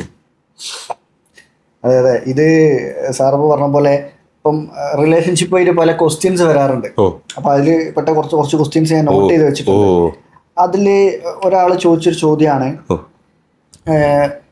ഭാര്യ ഭർത്താക്കന്മാര് തമ്മിലുള്ള സ്നേഹം കുറയുന്നത് മനസ്സിലാക്കാൻ എങ്ങനെയാണ് അത് ഐഡന്റിഫൈഡ് ആവുക, അല്ലെങ്കിൽ ഒരു അവിഹിതത്തിലേക്കൊക്കെ ഒരാളുടെ ചിന്ത പോവണമെങ്കിൽ അത് എങ്ങനത്തെ സർക്കംസ്റ്റൻസസിലൂടെ അല്ലെങ്കിൽ സിറ്റുവേഷൻസിലൂടെ കടന്നു പോകുമ്പോഴാണ് ഈ ഒരു സിറ്റുവേഷൻ വരുന്നത് എന്നുള്ള ഞാൻ അവിഹിതത്തിലേക്ക് പോകുന്നത് എൻ്റെ ക്വാളിറ്റി മോശമായതുകൊണ്ടാണ്. അത് നമ്പർ 1 ആണ്. എൻ്റെ ഭാര്യ എന്ത് തെറ്റ് ചെയ്യുന്നവളാണെങ്കിലും എൻ്റെ ഭാര്യ എന്നെ ഒരു തരത്തിലും പരിഗണിക്കുന്നില്ലെങ്കിലും ഞാൻ അവിഹിതത്തിലേക്ക് പോകുന്നുണ്ടെങ്കിൽ അത് എൻ്റെ ക്വാളിറ്റിയാണ്. അത് ഒരിക്കലും എൻ്റെ ഭാര്യൻ്റെ മേലിൽ വെച്ചിട്ടാൻ പറ്റില്ല. അത് നമ്പർ 1. ഇപ്പൊ സാറ് പറഞ്ഞ പോലെ ചില ആൾക്കാർ പറയാ എന്റെ ഭർത്താവ് ഏതായാലും വേറെ ആൾക്കാരെ കൂടെ അപ്പൊ ഞാനൊരു പാഠം പഠിപ്പിക്കട്ടെ, ആ ഒരു മോഡിൽ പോകണുണ്ട്. അപ്പൊ അതിന്റെ ഒരു കറക്ഷനെ കുറിച്ച് സാറ് അത് അങ്ങനത്തെ ഞാൻ ഒരുപാട് കണ്ടിട്ടുണ്ട്. ഇത് ഈ അവിധത്തിലേക്ക് പോയ ഭർത്താവിനേക്കാളും വലിയ വിശപ്പായിരിക്കും അവിധത്തിലേക്ക് പോയ ഭർത്താവിനെ പാഠം പഠിപ്പിക്കാൻ വേണ്ടി അവിധത്തിലേക്ക് പോയ ഭാര്യന്റെ വേദന. സെയിം ലൈക്ക് തിരിച്ചിട്ടും അങ്ങനെ പോയ ആൾക്കാരുണ്ട്. സഹിക്കാൻ പറ്റില്ല. ഇപ്പം ഞാനും ഒപ്പരും തമ്മിൽ ഇപ്പം എന്താ ഒരു വ്യത്യാസം എന്നുള്ള ലെവലിലേക്ക് വരും. അത് ഭയങ്കര പെയിൻഫുൾ ആയിട്ടുള്ള സിറ്റുവേഷൻ. എന്തുകൊണ്ടാണ് എനിക്ക് എൻ്റെ ഭാര്യ എനിക്ക് അത്രേ ഇഷ്ടമായി. I like her that much എന്നുള്ള ഫീലാണ്. അത്ര ഇഷ്ടമാണ്. ഓളിൻ്റെ അടുത്ത് ഇങ്ങനെ ചെയ്ത് സഹിക്കാൻ പറ്റുന്നില്ല. എനിക്ക് വേദന ഉണ്ട്. ഇപ്പം എൻ്റെ വിചാരം എന്താ, മൂപ്പർക്ക് ഇന്ന് അതേപോലെ ഇഷ്ടമുണ്ട് എന്നുള്ളതല്ലേ. അപ്പോൾ മൂപ്പര് ഞാൻ വേദനിച്ച് അതേപോലെ വേദനിക്കണം. എന്ത് വലിയ പൊട്ടരാ ഞാനൊന്ന് ആലോചിച്ച് നോക്കട്ടെ. കാരണം എന്താ വെച്ചാൽ എന്നോട് താല്പര്യമുണ്ട്, എനിക്ക് അയാൾ അങ്ങോട്ട് പോകില്ല. അപ്പോൾ അയാൾക്ക് ഞാൻ ഇതിൻ്റെ പുറകെ പോയി കഴിഞ്ഞാൽ അയാൾക്ക് ശരിക്കും വേദനിക്കാണ് വെച്ചാൽ അയാളിനെ കുത്തി പറയണമെന്നല്ല ചിന്തിക്കണ്ടേ. അപ്പോൾ ഞാൻ എന്ത് ചെയ്യും, പാഠം പഠിക്കട്ടെ. ഓക്കെ, ഞാനും ചാറ്റ് ചെയ്യട്ടെ. ഏതെങ്കിലും ഒരാളെ വിളിച്ച് ചാറ്റ് ചെയ്യും. ഇങ്ങനെ ചാറ്റ് ചെയ്ത് ഹരാക്കി ഇയാൾ കാണണം. നീ ആരോട് ചാറ്റ് ചെയ്യണേ? നിങ്ങൾക്ക് വേറെ ആൾക്കാരൊക്കെ ഉണ്ടല്ലോ, എനിക്കും വേറെ ആൾക്കാരൊക്കെ ഉണ്ട്. ഞാൻ നോക്കണം എന്താ വെച്ചാൽ എനിക്ക് ഇയാളോട് ഫീലും ഇല്ല. എനിക്കാണ് നോക്കണം. അങ്ങനെ അയാൾക്ക് മുഖത്ത് എന്തുണ്ടോന്ന് ഈ പോയാൽ ഏതറ്റം വരെ അല്ലേ എന്ത് വിചാരിച്ച് എന്നൊക്കെ പറഞ്ഞ് ഒരു പോയിന്റ് ഓഫ് ടൈം കഴിയുമ്പോൾ മറ്റേ അവിടുന്ന് ഫീല് വരാൻ തുടങ്ങും നമുക്ക്. കാരണം നമ്മൾ അങ്ങനെ ഉണ്ടാക്കിയത്. ആ ഫീല് ഒന്ന് തുടങ്ങുന്ന സമയത്ത് ഇയാൾ തരുന്നതിനേക്കാളും കൂടുതൽ ഇയാൾ തരുന്നുണ്ടല്ലോ എന്ന് ഫീൽ വരും. ബൈ ദാറ്റ് ടൈം എൻ്റെ വാല്യൂസ് കിടന്ന് കളിക്കാൻ തുടങ്ങും. ആ വാല്യൂസ് കിടന്ന് കളിക്കും. ഞാൻ തെറ്റല്ലേ പഠിച്ചോനെ ചെയ്യണമെന്നുള്ളത്. ആ തെറ്റല്ലേ ചെയ്യണമെന്ന് ആലോചിക്കുന്ന സമയത്ത് ഞാൻ എന്താക്കും, എൻ്റെ ആ വിധത്തിലുള്ള ആളൊന്നും കൂടെ വിളിക്കും. എനിക്കെന്തോ തെറ്റ് ചെയ്യണ പോലെ ഫീൽ ചെയ്യുന്നു. ഇപ്പോൾ മറ്റാൾ എന്ത് തെറ്റ് പിയാപ്പിളും ചെയ്യണില്ലേ? ഇറ്റ്സ് ലൈക്ക് നമ്മൾ സംസാരിക്കണല്ലേ ഉള്ളൂ. ആ ശരി അത് പ്രശ്നമൊന്നുമില്ല. ഇതിങ്ങനെ കൂടി ദെൻ ഭയങ്കര സങ്കടമുള്ള കാര്യങ്ങളൊക്കെ സംഭവിച്ചു കഴിഞ്ഞാൽ ഇതൊരു താളം തെറ്റിയ പോലെ ഇപ്പോൾ എനിക്കെൻ്റെ ഭാര്യയായിരുന്നു ഏറ്റവും ഇമ്പോർട്ടൻറ്റ്, എനിക്കെൻ്റെ ഭർത്താവായിരുന്നു ഏറ്റവും ഇമ്പോർട്ടൻ്റ് എന്നുള്ളൊരു ഒറ്റ കാര്യം കൂടി മാത്രം സംഭവിക്കുന്നത്. അങ്ങനെ ഉണ്ടാകാൻ പാടില്ല. നമ്മൾ വരാൻ പോകുന്ന സെമിനാറിൻ്റെ ഫസ്റ്റ് സ്ലൈഡ് എന്താണെന്നറിയോ? കാണിച്ചാൽ എൻ്റെ വൈഫ് എന്ന് പറഞ്ഞാൽ വാച്ച്. ആ സൈഡ് കണ്ടാത്തോ ഇയാൾ ഡിവോഴ്സ് ആണോ പഠിപ്പിക്കാൻ പോടാ, അതോ റിലേഷൻഷിപ്പ് ആണോ എന്നുള്ളത് ആ ലെവലിൽ നമ്മൾ ചിന്തിച്ച് തുടങ്ങിയിട്ടില്ലേ. അതായത് എന്നെ സംബന്ധിച്ചിടത്തോളം എൻ്റെ കടമയാണ് എൻ്റെ ഭാര്യ, അല്ലാതെ എൻ്റെ ജീവിതമല്ല എൻ്റെ ഭാര്യ. എൻ്റെ കടമ ആവുന്ന സമയത്ത് ഞാൻ ആ റിലേഷൻഷിപ്പിൽ ഉണ്ടാകുന്ന സമയത്ത് എനിക്ക് കിട്ടുന്ന പോസിറ്റീവ് ഫീലിംഗ് എൻ്റെ ഭാര്യ എനിക്ക് ചെയ്തു തരുന്നതല്ല, ഞാൻ എൻ്റെ ഭാര്യയ്ക്ക് ചെയ്തു കൊടുക്കുന്ന കാര്യങ്ങളാണ്. അത് റിലേഷൻഷിപ്പിൻ്റെ റോളുകളാണ്. അപ്പോൾ റിലേഷൻഷിപ്പിൻ്റെ അടുത്ത് അയാൾ തെറ്റിയത്, അയാൾ എന്നെ ചതിക്കൂല. You cheated on me, no you cheated on our relationship. റിലേഷൻഷിപ്പിനാണ് നിങ്ങൾ ചതിച്ചത്. അപ്പോൾ you are not a good candidate for this relationship. അതുകൊണ്ട് ഈ റിലേഷൻഷിപ്പിനെ മാനിച്ചുകൊണ്ട് നമ്മൾ ഈ റിലേഷൻഷിപ്പ് എന്ത് ചെയ്യാം എന്നൊരു തീരുമാനം എനിക്ക് എടുക്കണമെന്നുണ്ടെങ്കിൽ എനിക്ക് എന്നോട് സ്നേഹം വേണ്ടേ? അതെനിക്ക് നിങ്ങളോടുള്ള വെറുപ്പുണ്ടല്ലാന്ന്. അല്ലല്ല, ഇത് സാറിന്റെ ഉപ്പയുമായിട്ടുള്ള ഒരു പോഡ്കാസ്റ്റ് ഒരു വീഡിയോ കണ്ടിരുന്നു. അതിൽ ഉപ്പ ഇങ്ങനെ പറയുന്നുണ്ട്, ഒരാണിനെ സംബന്ധിച്ചിടത്തോളം ആണ് ചിന്തിക്കുന്നത് എൻ്റെ ഉപ്പയും ഉമ്മയെ എന്നെ നോക്കാന്, എൻ്റെ ഭാര്യ എന്നെ നോക്കാന്, എൻ്റെ പെങ്ങൾ എന്നെ, ആ രീതിയിലുള്ളൊരു ചിന്ത ഉണ്ടല്ലോ. ശരിക്കും ആ ചിന്തന മാറ്റിയെടുക്കാൻ വേണ്ടിയിട്ട് നമ്മൾ ഏത് പെർസ്പെക്റ്റീവിലേക്ക് അത് കൊണ്ടുപോകണം ശരിക്കും? പിന്നെ എന്നെ നോക്കാം എന്നുള്ള പെർസ്പെക്റ്റീവിന്റെ വലിയ വിഷമം എന്താ ശരിക്കും ആലോചിച്ച് നോക്കി. ചാരൊക്കെ ഡിപ്പെൻഡാ ഞാൻ. ആ ഒരു ഡീപ്പ് ഇൻസൈഡ് ശരിക്കും ആലോചിച്ച് നോക്കിയെങ്കിൽ എന്നെ നോക്കണം, ഞാനാണ് ഹൈലൈറ്റ്, എന്നെ റെസ്പെക്ട് ചെയ്യണം.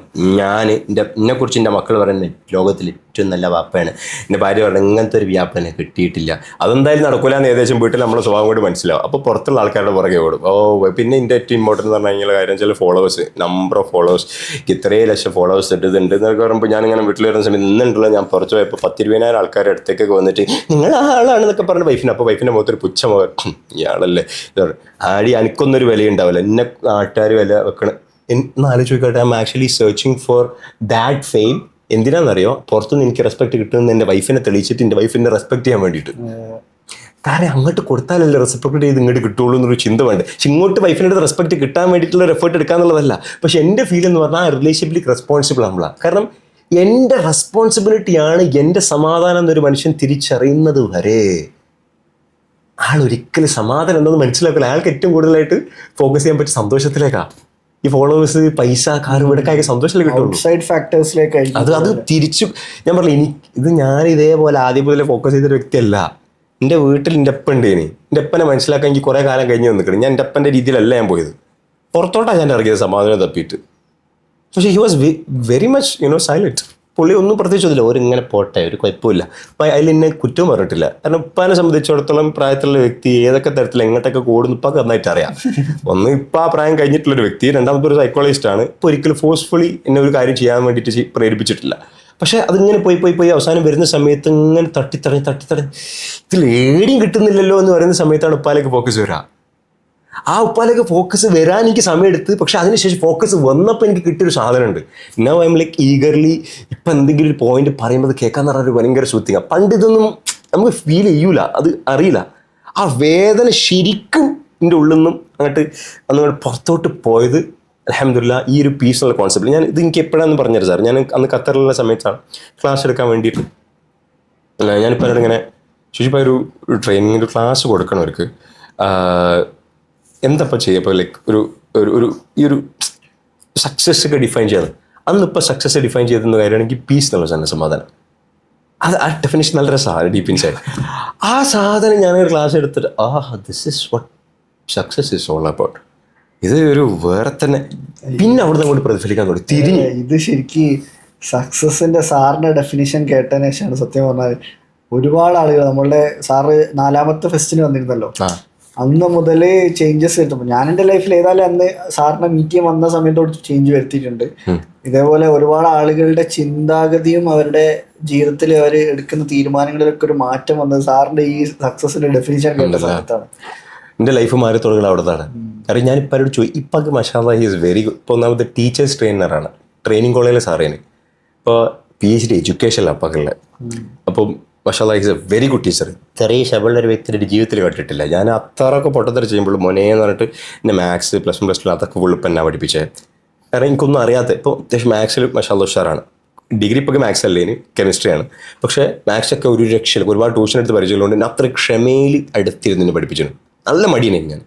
ട്രിഗണോമെട്രി ഒന്നും ഒരു വസ്തു അറിയില്ല, എനിക്ക് പോകാനേ താല്പര്യമില്ല. അപ്പോൾ ഇപ്പോൾ ഒരു ഡിഗ്നേഷന് ബുക്ക് ഇടുമ്പോൾ ആ ബുക്സ് എടുത്തു പോകാന്ന് പറഞ്ഞിട്ട് ഇരുത്തിയിട്ട് ഇങ്ങനെ ഇപ്പോൾ അങ്ങനെ ക്ഷമയോടുകൂടി സാധനം പ്രൂവ് ചെയ്തത്. പ്രൂവ് ചെയ്ത് ഞാൻ അടുത്തൊരു ഓതെടുക്ക് അങ്ങനെ ഒരു ടോൺ ഉണ്ടാവും. അപ്പോൾ അടുത്ത ചെയ്ത് അത് കുഴപ്പമില്ലല്ലോ. ഇമ്മീഡിയറ്റ്ലി എനിക്കിത് ഭയങ്കര ഇഷ്ടമാകാൻ തുടങ്ങി. ഞാൻ ക്ലാസ്സിൽ പ്രോബ്ലം വരുമ്പോഴത്തേക്ക് ഞാൻ ചെയ്യാൻ തുടങ്ങി. ഈ ഒരു ക്ഷമ എന്ന് പറഞ്ഞൊരു കോൺസെപ്റ്റ് ഇല്ലേ. ഉപ്പ അവിടെ എന്തേലും ചെയ്തതെന്ന് പറഞ്ഞാൽ ആ സമയത്ത് എന്താണ് ഇൻസാം എന്നോട് എത്ര നേരമായി പറയുന്നത് എന്ന് പറയുന്നതിന് പകരം എൻ്റെ ഒരു ടോൺ മനസ്സിലാക്കിയിട്ട് അവിടെ ചെയ്ത് തരല് ഇപ്പാൻ്റെ കടമയാണെന്ന് ചിന്തിച്ചപ്പോൾ ഉപ്പ കയ്യിൽ ഓൾറെഡി പ്ലഷർ കിട്ടിക്കഴിഞ്ഞ് നോട്ട് വെൻ ഞാൻ അന്ന് പറയുന്നില്ല എൻ്റെ ഉപ്പ അങ്ങനെ ആക്കി തന്ന്. എനിക്ക് ഈ ബോധ്യം വരുന്നതും ഈ സംഭവം ഉപ്പാണ് മെൻറ്റർ എന്നുള്ള സാധനം എത്ര കാലം കഴിഞ്ഞിട്ടാണ്. ഇപ്പം പണിയെടുത്തത് എന്തിനല്ല, അതിന് വേണ്ടിയിട്ടല്ല. But now when I am saying something like നമ്മളുടെ മെൻറ്ററാണ് ഉപ്പ എന്ന് ഞാനായിക്കോട്ടെ പെങ്ങളായിക്കോട്ടെ പറയുമ്പോൾ ഉപ്പാനെ സംബന്ധിച്ച് അത്രയും ഡെസിഗ്നേഷൻ ഇല്ല. ഇപ്പം അത് എത്ര ആൾക്ക് റെസ്പെക്ട് ചെയ്യുന്ന വ്യക്തിയാണ്. പക്ഷെ ഉപ്പാനെ സംബന്ധിച്ചിടത്തോളം ഉപ്പാക്ക് കിട്ടിയ ഏറ്റവും ബെസ്റ്റ് ഹയസ്റ്റ് ക്വാളിഫിക്കേഷൻ എന്ന് പറഞ്ഞാൽ ഉമ്മാക്ക് പുക്കാക്ക് ഭയങ്കര ഇമ്പോർട്ടൻ്റ്. ഉക്കാന്ന് വിളിക്കാം. പുക്കാക്കില്ല, പുക്കാന്ന് ചോദിക്കാൻ പരിപാടിയില്ല. അതേപോലെ തന്നെ നമ്മൾ മക്കൾക്ക് എന്ന് പറഞ്ഞാൽ ഉപ്പാണ് റോൾ മോഡൽ എന്ന് പറയുമ്പോൾ ഉപ്പാനെ സംബന്ധിച്ചിടത്തോളം ഉപ്പാക്ക് കിട്ടിയ ഏറ്റവും വലിയ ക്വാളിഫിക്കേഷൻ എന്ന് പറഞ്ഞാൽ അതിനേക്കാൾ അപ്പുറത്ത് വേറെ ഒന്നും ഉണ്ടാവില്ലല്ലോ. Ultimately when you actually work to attain that qualification സമാധാനം ഉറപ്പല്ലേ. ഏറ്റവും കുറവ് അപ്രീസിയേഷൻ കിട്ടുന്ന സ്ഥലമല്ലേ വീട്. ഞാൻ എപ്പോഴും അപ്രീഷിയേറ്റും ചെയ്തിട്ടില്ല ഇപ്പം എനിക്ക് ചെയ്തെന്ന ഒരു കാര്യത്തിന് കൺസിസ്റ്റൻ്റ് ആയിട്ട്. അല്ല, അത് ശരിക്കും സാറ് പറഞ്ഞ പോലെ തന്നെ സാറിന്റെ ഉപ്പൊക്കെ ഒരിക്കലും മക്കളുടെയോ ഭാര്യന്റെയോ അപ്രിസിയേഷൻ കിട്ടാൻ വേണ്ടിയിട്ടല്ലല്ലോ ഇതൊക്കെ. ഇതൊക്കെ സ്പിരിച്വലി കണക്റ്റഡ് ആയിട്ട് ചെയ്യുമ്പോൾ ഇന്റൻഷൻ മാറ്റേഴ്സ്. ഇന്നമൽ അമാൽ ബിൻ നിയാത്ത് എന്ന് പറയും പോലെ ആ നിയത്ത് കറക്റ്റ് ആകുമ്പോൾ കിട്ടുന്ന ഒരു ജസ്റ്റ് ഒരു റിസൾട്ട് മാത്രമാണ്. എക്സ്പെക്ട് ചെയ്യാത്ത രീതിയിലുള്ള ഒരു ഇവിടെയുള്ള ഹിയറിലുള്ള ഒരു ദുനിയാവിലുള്ള ഒരു റിസൾട്ട് മാത്രമാണ് അവരുടെ ഒരു അപ്രിസിയേഷൻ എന്ന് പറയുന്നത്. ഇതേപോലെ തന്നെ ഒരുപാട് ആൾക്കാർ ചോദിക്കുന്നത് ഭർത്താക്കന്മാരുടെ നിന്ന് വരുന്നൊരു ചോദ്യമാണ് സാറേ, ശരിക്കും ഭാര്യക്കാണോ ഉമ്മക്കാണോ കൂടുതൽ പരിഗണനയും സ്നേഹവും കൊടുക്കേണ്ടത്? അത് എങ്ങനെയാണ് അതിന് ഓരോ സിറ്റുവേഷൻ വൈസ് സാറൊന്ന് പറഞ്ഞു. ഇവിടെ രണ്ടാൾക്കാരുണ്ട്, ഫാരിസും പിന്നെ ഷമീം അല്ലേ. ഇവിടെ ചോദിച്ചു നോക്കാം, രണ്ടാൾ കല്യാണം കഴിഞ്ഞിക്കണോ? ഇല്ല. അപ്പോൾ കല്യാണം കഴിയാത്തവരോട് ചോദിച്ചു ശരിക്കും ആർക്കാ കൊടുക്കട്ടെ? ഫാരിസിന്റെ അഭിപ്രായത്തിൽ ആർക്കാ? മകല്ലേ? വൈഫിനാ? ഏതെങ്കിലും ഒന്ന് ശരിയാവണമെങ്കിൽ നമുക്ക് രണ്ടാക്കും വീതിച്ചെടുക്കാം.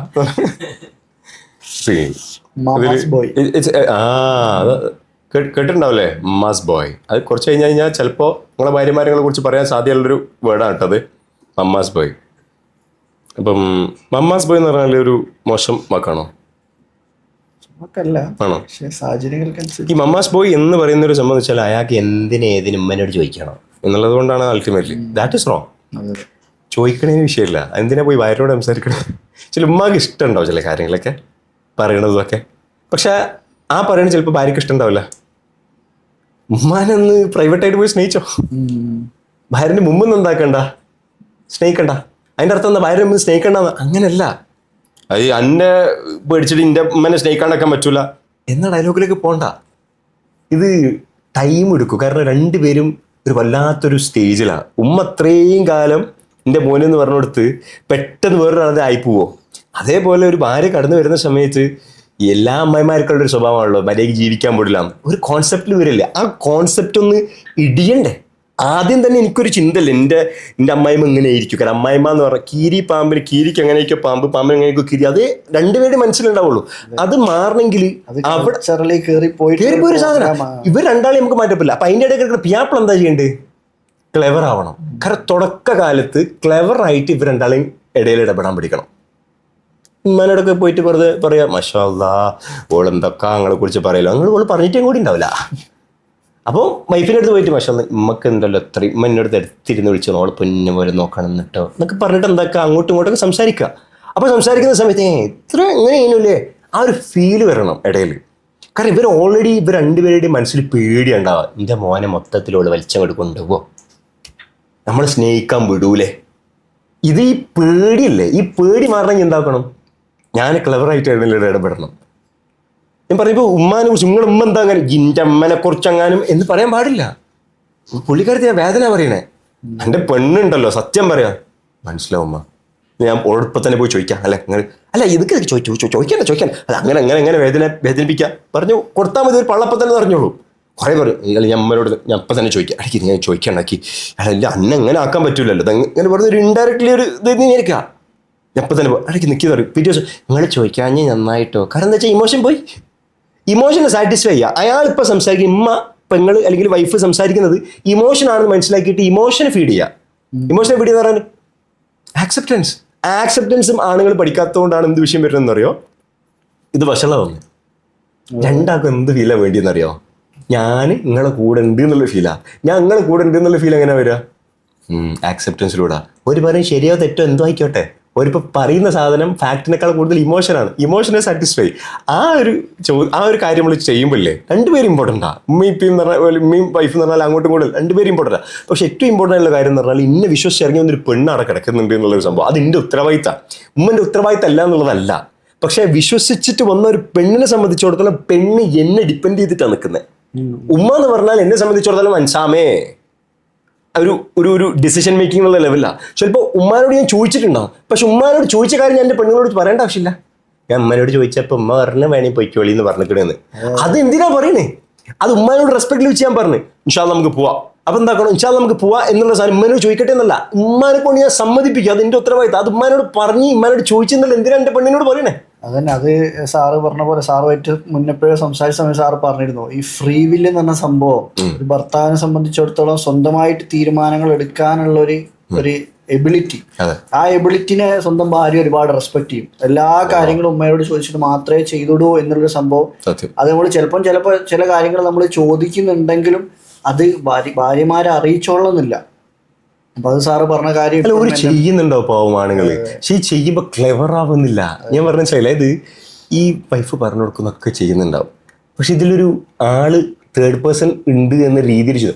നിങ്ങൾക്ക് എന്തെങ്കിലും ചെയ്യണമെങ്കിൽ നിങ്ങൾ പെങ്ങളോട് ചോദിക്കണമല്ലോ, നിങ്ങൾക്ക് എന്തെങ്കിലും ചെയ്യണമെങ്കിൽ ഉമ്മനോട് ചോദിക്കണമല്ലോ, നിങ്ങളെപ്പോൾ പറയാണെങ്കിലൊന്നും ചെയ്യില്ലല്ലോ. അതെങ്ങനെയാണ് ഇവൾക്ക് മനസ്സിലാവുന്നത്? ഞാൻ ഇടയ്ക്കിടയ്ക്ക് ഇവരെ പേരെടുത്ത് പറയുന്നുണ്ട്. ഞാൻ ഈ പറഞ്ഞ കാര്യം ഞാൻ അപ്പരോട് നിങ്ങൾ ഇവിടെ ഉള്ളൊക്കെ അവിടെ പോയിട്ട് എന്തിനാണ് ഡിസ്കസ് ചെയ്യണത്? നിങ്ങളെ സംബന്ധിച്ചിടത്തോളം ഈ ഒരു തീരുമാനമെടുക്കാൻ നിങ്ങൾ അമച്വറാണ്. അതുകൊണ്ടാണ് എന്താ ചെയ്യേണ്ടതെന്നുള്ളത് അവിടെ പോയി ചോദിക്കണേ. ആ പോയി ചോദിച്ച കാര്യം ഇവരെ സംബന്ധിച്ചിടത്തോളം നിങ്ങൾക്ക് നട്ടലില്ല എന്നുള്ള രീതിയിൽ അവർക്ക് തോന്നണേ. നിങ്ങൾ ഇവർക്ക് ചെയ്ത് കൊടുക്കാൻ വേണ്ടിയിട്ടാണ് അതൊക്കെ ചെയ്യുന്നത്. പക്ഷെ നിങ്ങളുടെ ഒരു അമച്വർ ആയിട്ടുള്ള ഫീലിംഗ് കൊണ്ട് അറിയാതെ പോയി ചോദിച്ചു പോകുന്ന. പക്ഷെ ആ ഒരു കാര്യം കമ്മ്യൂണിക്കേറ്റ് ചെയ്യുന്നത്, അത് ഞാൻ കമ്മ്യൂണിക്കേറ്റ് ചെയ്യാണ്ടേക്ക് മനസ്സിലാവില്ല. അല്ലെങ്കിൽ ഇന്ന് ചോദിക്കുമ്പോൾ എൻ്റെ അമ്മനോട് ഞാൻ അപ്പം നേരിട്ട് ഓളെ മുമ്പ് ചോദിക്കണ്ടേ? അത് ഞാൻ നിന്നെ പരിഗണിക്കുന്നു, ഞാൻ നിനക്ക് വേണ്ടി തീരുമാനമെടുക്കുന്നു, പക്ഷെ ഞാൻ എമച്വർ ആണ് എന്നുള്ളത് ഒരു ഭാര്യനെ സംബന്ധിച്ചിടത്തോളം ഉൾക്കൊള്ളാൻ കഴിയില്ല. അത് ഭാര്യമാർ മനസ്സിലാക്കുന്ന കാര്യം എന്താ, ഞാൻ കെട്ടിയെന്ന് പറഞ്ഞാൽ ഒരുപാട് കൊല്ലം എക്സ്പീരിയൻസ് ഉള്ള ഒരു മനുഷ്യനല്ല, ഇയാൾ പുതിയതാണ്, ഞാൻ പുതിയതാണ്. എൻ്റെ വാപ്പം ആ ഒരു ലെവലിൽ എത്തിയ ലെവലിൽ ഇപ്പോൾ വാപ്പക്ക് ഇപ്പോൾ 10-60 വയസ്സായിട്ടുണ്ടാവും. ആ ലെവലിൽ 10-24 വയസ്സുള്ള ഒരു മനുഷ്യൻ എത്ര വിചാരിച്ചാൽ നടക്കൂല. അയാൾ പുതിയതാ. ആ പുതിയ മനുഷ്യനെ സംബന്ധിച്ചിടത്തോളം ആൾക്ക് കൺഫ്യൂഷൻ ഉള്ളത് എന്താ ചെയ്യേണ്ടതെന്നുള്ളത്. ആ ചോദിക്ക് പറയാതെ പോയി ചോദിച്ചു കൊടുത്താ ആ ഒരു പൊട്ടത്തരം ആ ഒരു മനുഷ്യൻ വന്നിട്ട് ആളെ വന്ന് പറയുമ്പോൾ അയാൾക്ക് നട്ടലില്ല, മമ്മാസ് ബോയ് എന്ന് പറയുമ്പോൾ ഓട്ടോമാറ്റിക്കലി അയാൾ ഇല്ലാണ്ടായി പോലെ. ഞാൻ പറഞ്ഞതിനർത്ഥം മനസ്സിലായി. 2 ഏരിയ നമ്മൾ എന്താക്കണം എന്ന് പറഞ്ഞാൽ ചിന്തിക്കണം. വിഷമില്ല. അല്ല, അത് ശരിക്ക് ഇത്ര മാത്രം ചിന്തിച്ചാൽ മതി. ആ കേസിൽ നമ്മള് ഉമ്മക്ക് കൊടുക്കുന്ന സ്നേഹത്തിൽ നിന്ന് എടുത്തിട്ടല്ല ഭാര്യക്ക് കൊടുക്കുന്നത്. അത് രണ്ട് വ്യത്യസ്തമായിട്ടുള്ള സ്നേഹമാണ്. അപ്പൊ അത് ഒരാൾക്ക് കൊടുക്കേണ്ടത് തികച്ച് ഒരാൾക്ക് തന്നെ കൊടുക്കുക, ഒരാൾക്ക് മറ്റേ ആൾക്ക് കൊടുക്കേണ്ടത് മറ്റേ ആൾക്ക് തന്നെ കൊടുക്കുക എന്നുള്ള സംഭവം.